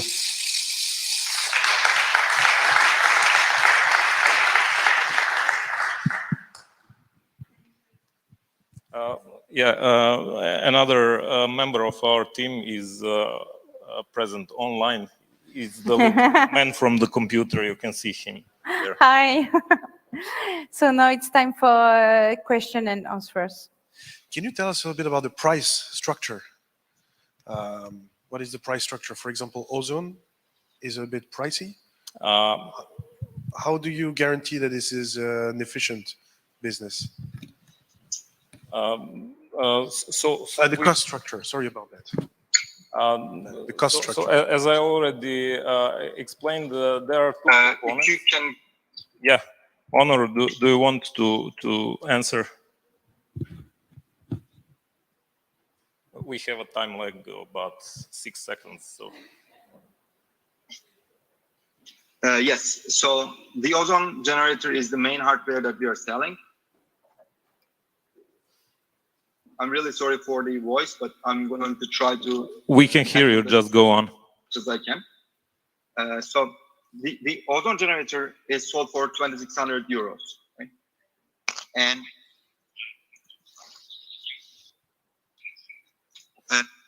okay, so this price is for the manufacturing of ozone generators. And mainly we are going to sell our ozone generators first, and then we are going to ask for a subscription from the partners. And that's going to be 80 euros per subscription. And the sale price is going to be a maintenance plan. It's going to include a maintenance plan for the hardware. And sorry, if you hear me now, can you tell us more about the cost structure? Sorry, I wasn't so much on the pricing.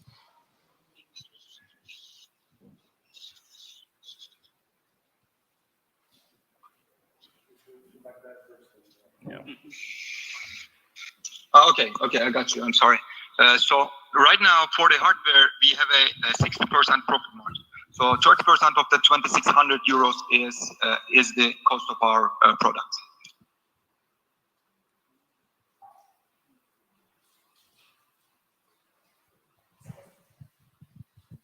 It was not that clear because maybe we will have a look at the data that we were given. One question. It looks like a universal solution. I think also that there are some differences of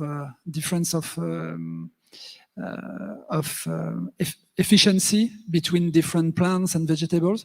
Can you tell us the worst and the best and the average on which assumption your business plan is based only on the targeted vegetables that you plan? Yes, you're correct about that, but we needed to start from to have a good starting point.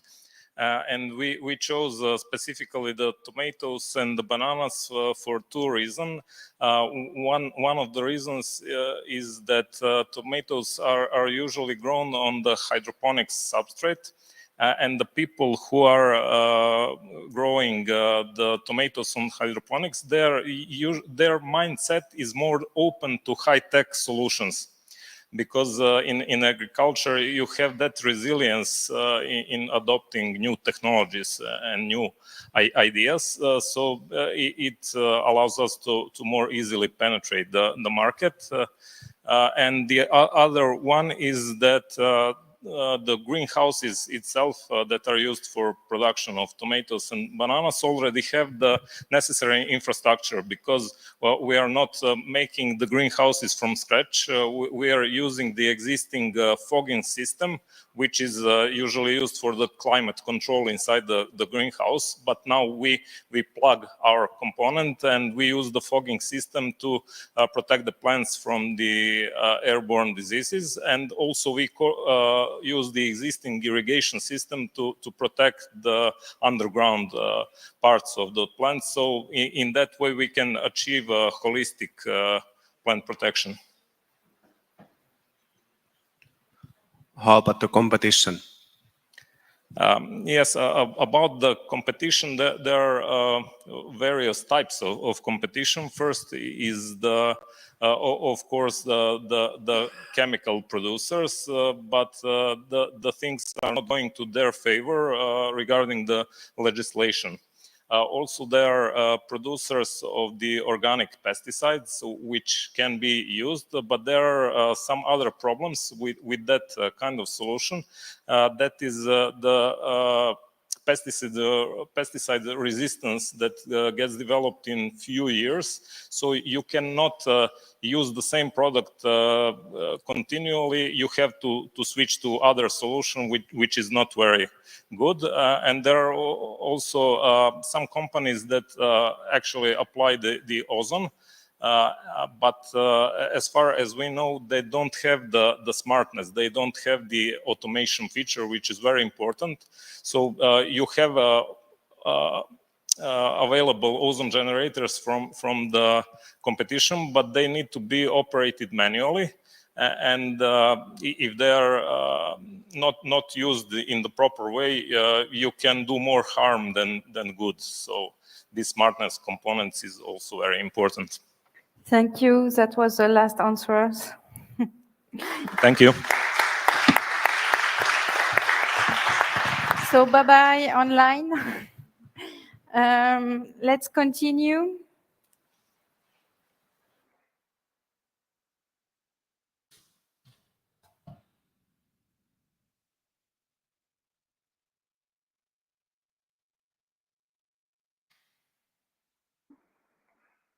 Mic check. Are you ready, Adeline? Jury? It's okay for you? Do you need more time? No, great. So good afternoon, everybody. My name is Adeline Oleș, and I'm managing partner at Gust of Change. And today, I'll be running you through our solution to accelerate energy transition. Energy transition is impacting a blend of multiple industries. We are seeing now transitioning from fossil fuels-based models to more circular and sustainable models. The missing piece we have identified is related to cross-sectorial collaboration. We need to use data in a smart way in order to truly adhere to the circularity philosophy. Data is the new oil and gas. Our value proposition is at the core of these main pillars. The main pillars have been developed having in mind the customer challenges and bottlenecks of the industry. In the same way Google is mapping roads and buildings for customers to go from point A to point B, in the same way we are mapping critical infrastructure related to energy transition in order to support our customers' journey towards decarbonization. Our platform will consist of 4 key functionalities. Points of interest and industry news is provided our users a layered viewing of the available assets throughout the entire supply chain. Digital Twin will digitalize the mobile and fixed assets as a custom product for our clients. The last one is project creation, which is oriented towards companies and project developers aiming to enter the green hydrogen economy. This is providing a new angle towards consultancy work and will support businesses to achieve commercial viability, which is one of the challenges in the market. In order to have a project financially feasible, the right calculations need to be in place. Our clickable mockup has been done in close touch with the industry players, public listed companies and organizations throughout the entire supply chain. Based on our engagement with the supply chain, we are able to kick off within the first 2 months for phase 3, a first partnership with one of the industry players. Traction with key decision makers from these companies have been achieved as part of our conversations with them. Current hydrogen market is estimated at 130 billion and is forecasted to grow 20-fold by 2050, covering nearly 10% of the energy market. In the same time, biofuels market, it's estimated at 70 billion and will grow further up until 120 billion. You might ask us, what makes us different and unique within this fast-paced market? The competitive advantage we have compared to our counterparts is related to the way we use data. We make data communicate and automate information flows. Looking at some of our competitors in the US, we have noticed that hydrogen know-how and expertise is missing from their platform as they don't have experience and hands-on past projects. The first and second year of our deployment will represent a consolidation of our platform from a financial point of view, from own investment as well as public-private funding. The platform will become profitable as of third year when we are estimating a turnover of approximately 310K and a profit margin of 25%. We intend to operate with 2 full-time employees, 4 part-time resources, and the externalized IT services. Points of interest and industry news are targeting a smaller revenue, but a broader pool of clients. The aim is to pivot these clients towards the revenue, the solid revenue generation streams of revenue, like digital twin and project creation. World decarbonization efforts are not happening as fast as they should. Hydrogen and second-generation biofuels have been identified as the key elements to decarbonize the industry. We all need to act all as one. We have a global mission of accelerating energy transition and to impact the environment in a positive way. We have the right team with the right skill sets in order to achieve that. So join us in our journey. Thank you.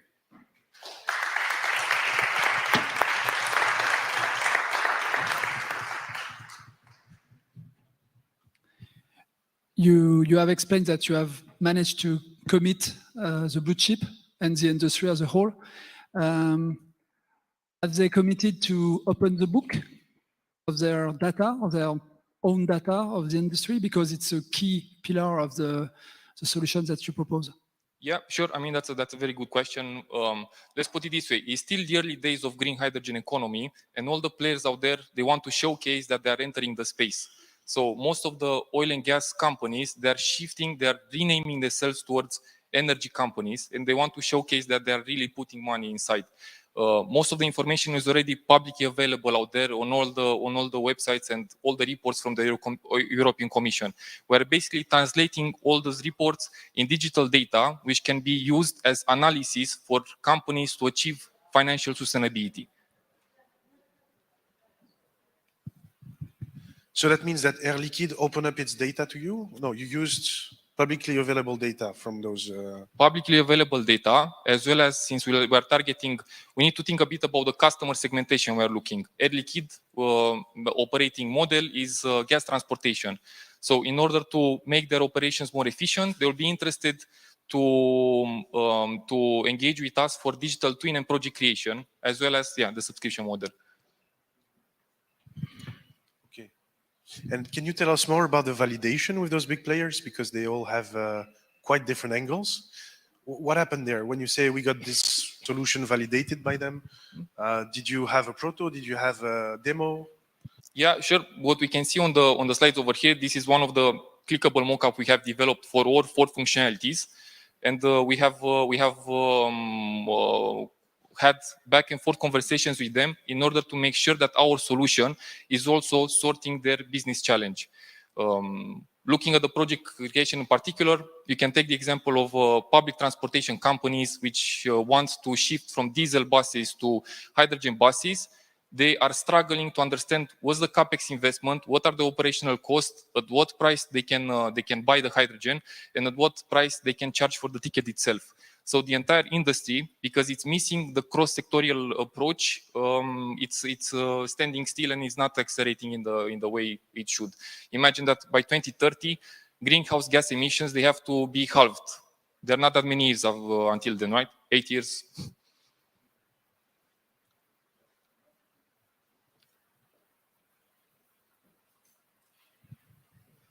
Have you considered the safety and security perspective of this kind of mapping?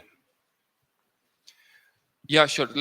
Safety and security, that's part of the equipment functionality. So most of the OEMs are there selling equipment, they are subject to the applicable legislation. So in terms of ATEX areas and safety distances, that's already being addressed as part of the regulations which the OEM has to be aligned. Our platform, you can see it as an engineering and investment planning. Is more looking at the financial feasibility of the projects and in order to allow them to be successful. At the end of the day, we want this market to grow and be successful. And how about giving this as a free data? So I'm thinking also like the other risks when it comes to security and making these bad things to happen on purpose. Can you repeat the question? Terrorism or something like that. So have you considered that perspective? Which perspective? Terrorism. Terrorism. I see. So basically, because we have hands-on experience on these projects, we've deployed a number of them from end to end. All these aspects in terms of terrorism and safety are being continuously addressed with the public authorities and during the development of the design. Hydrogen refilling station it has a lot more, let's say, mandatory documentation which has to be submitted to public authorities. So all these aspects are already addressed as part of the governmental conversation.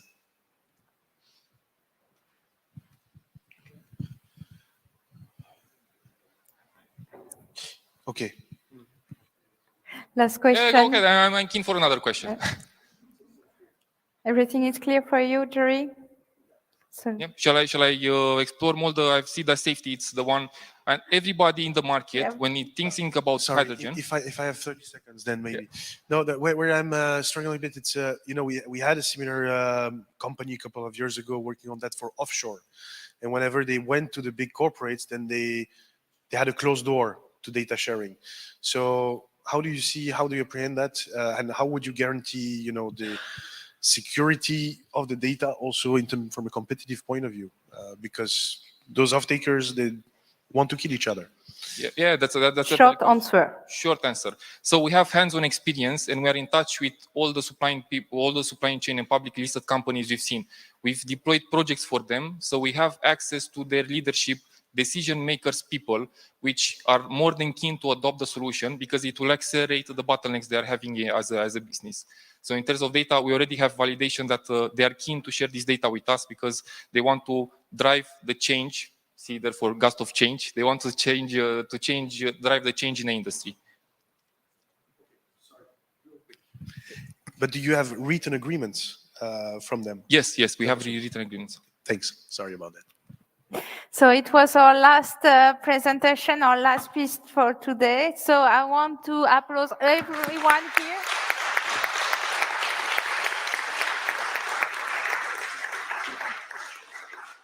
You have made so much progress since the beginning. I saw you some weeks ago at Cap Digital. I could see all progress in your pitch and presentation, so well done again.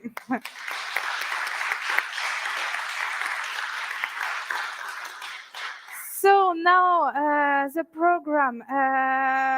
So it's time for jury's deliberations. I will be closed in a room and discussing about a project and about the project. In our agenda at the beginning, we indicated that the announcement will be at 5:30. But it might be earlier. It will be depend on the jury's deliberation. So please get closer around 4:35, and we may announce the winners earlier. So now it's time for there's coffee, water. You can discuss, exchange with people, and we will meet later. So thank you, and see you later.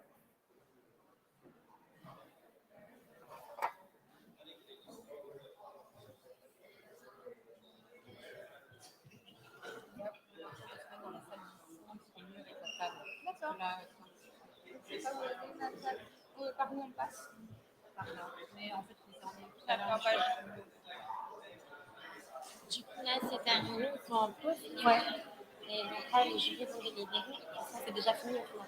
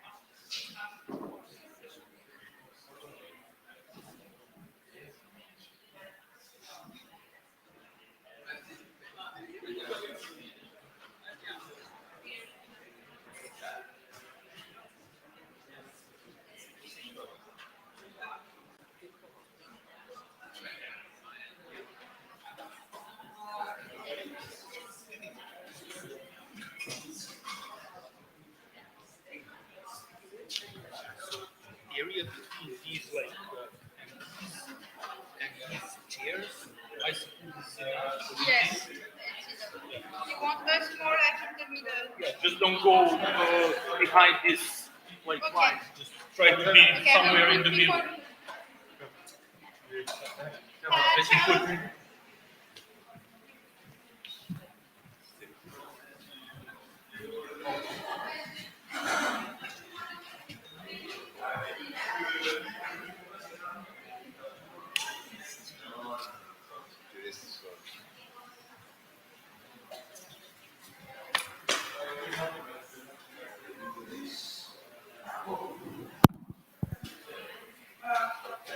Il était ouvert, c'est ça? Ouais. Ouais. Hop, laisse-moi. Attendez, je regarde. Oui. Parfait.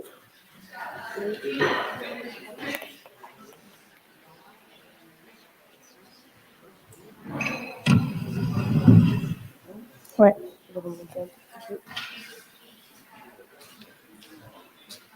Ouais. Merci. Avec plaisir.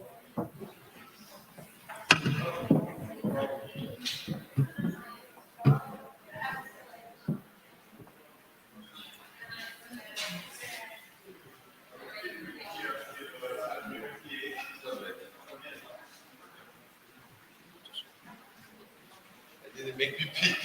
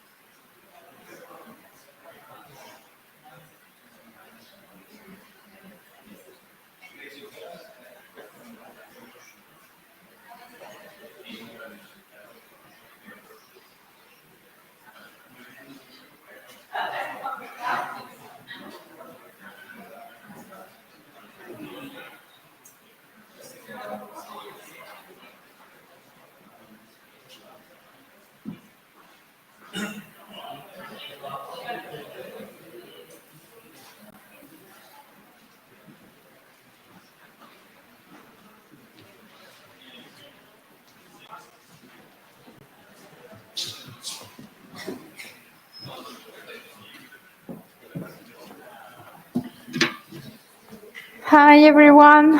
Everyone is here. Are you all right?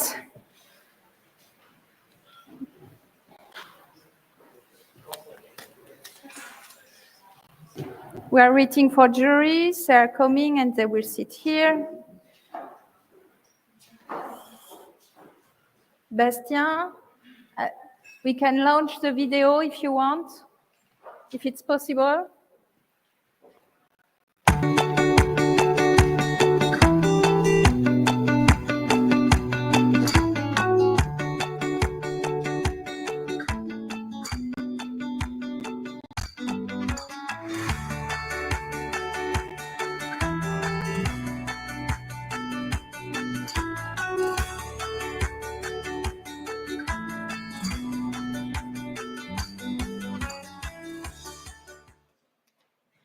Hi, everyone. Welcome back. It was tense deliberations. As you can see, we were also talking with jury members.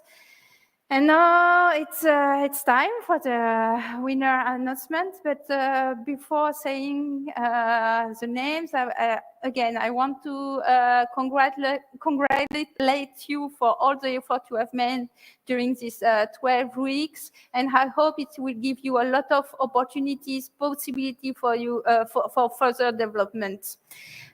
So big applause.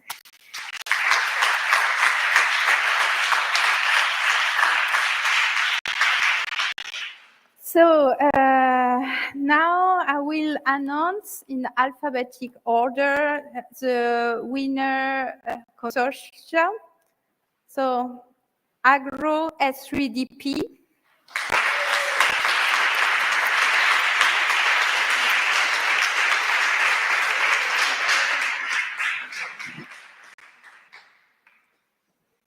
Would you like to say something? Thank you very much for our coach, Francesco, and also principally all the program of DigiCirc, who has principally forced us every week to go to the business models and principally to explore this new sector for us. Francesco?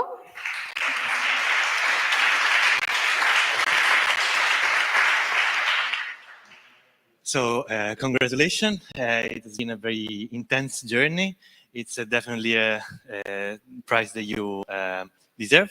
So I really hope that you will keep on succeeding as you did in the past months. So congratulations. Thank you.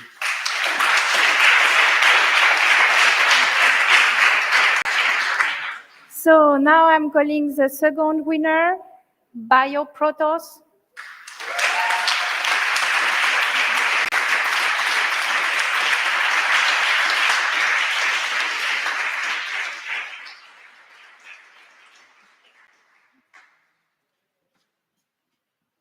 Thank you.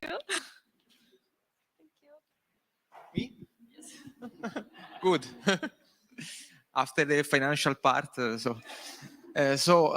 thank you. So it was an impressive journey, and we learned a lot. And thank you to all the staff. Special thanks to Bioprotos team, Rima, Aram, Riccardo, and Monica. And for sure to Francesco. Francesco pressed us too much, a lot, but permit us to see our business in many points of view. Thank you so much, Francesco.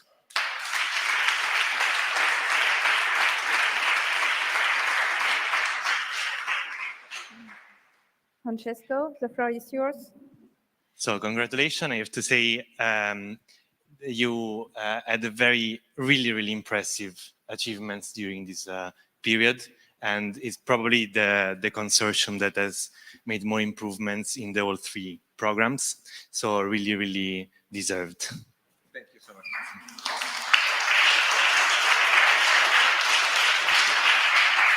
So the third winner is BXRX.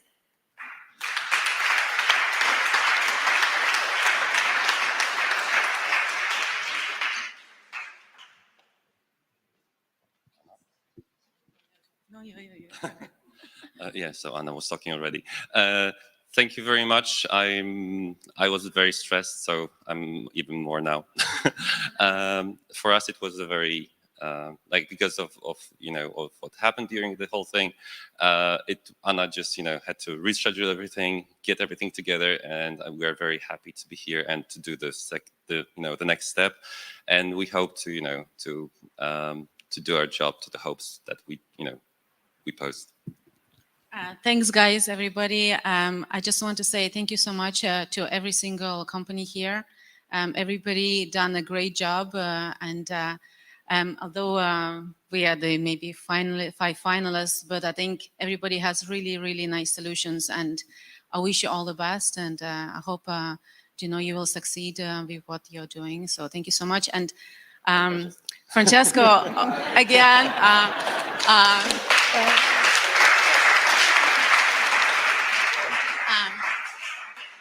a very special man, really drove us to bits to deliver a very nice project. So thank you so much. Yes.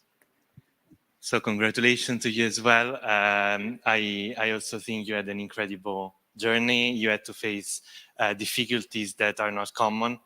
And we all know what we are speaking about. And so this is a very, very special prize in every sense. Thank you very much.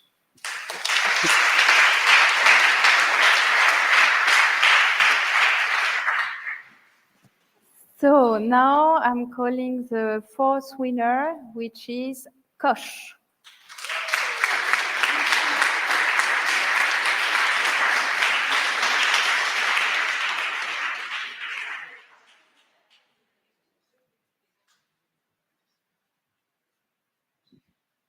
Thank you very much.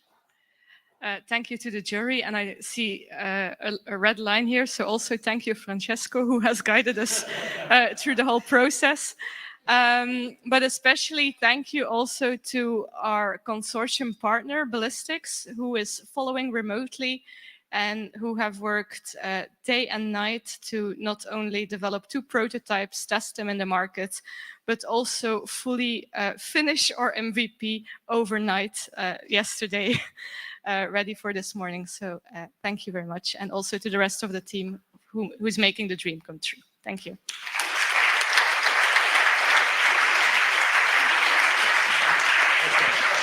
Good to stay here. Okay, so congratulations to Nikki as well and to the whole team. I'm a bit out of ideas. No, seriously, you also made so many improvements and you managed to enter in a new market during the acceleration program, which is something that is really extraordinary. So I hope it's only the start of international expansion.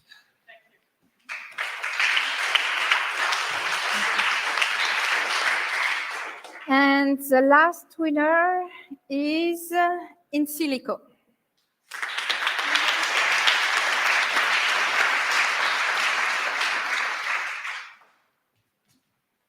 Wow.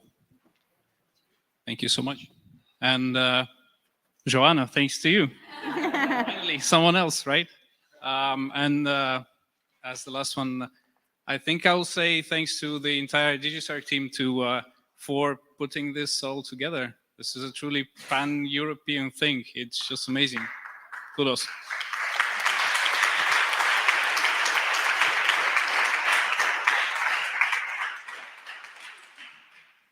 Joanna, the floor is yours. So I just want to say congratulations. You have done a great work, and it was a pleasure working with you and help you with through the way. So congratulations.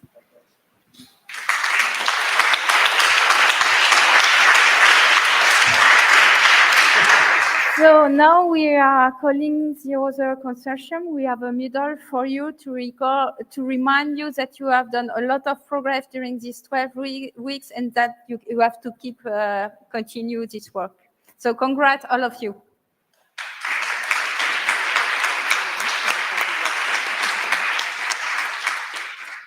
You can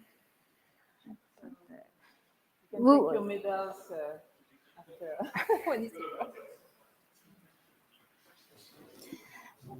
Melanie, the last word is to conclude this Demoday and the last final event. I took some notes because I left a lot of persons to thank. First of all, it's been a wonderful day. I would like to thank all of you for your participation and also to congratulate all of you because you achieved a great work, and I have enjoyed listening to your pitches today, and we can see the benefits you get from this program. I would like also to thank our jury, Carrie, Pierre, and Erwan. Don't hide, you can come. Thank you for accepting the invitation and taking up the challenge to be part of our jury. Thank you very much.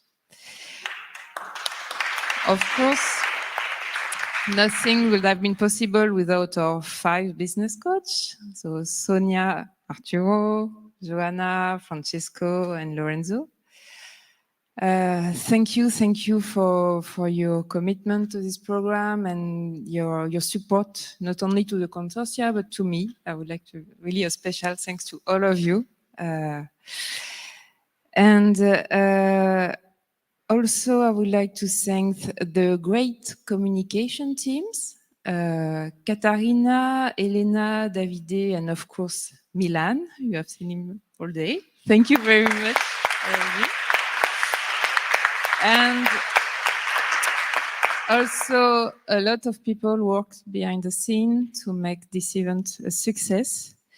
So the organizational committee, I would like to thank all of them, Dorian, Dorothée, Tiffany, Antoine, Bastien, Vinchel, and Virginie, and of course, last but not least, our great master of ceremony, Julia. So thank you very much, all of you. So it's time to close this event. So I hope you enjoyed it and you enjoy your stay in Paris. And maybe we'll see you soon. Oh, there is a cocktail? Yes, there is for those who are here physically and want to continue to talk and exchange, we have a cocktail to celebrate all the day. So please, it will be on the canteen over there. So okay, let's go there to celebrate your success.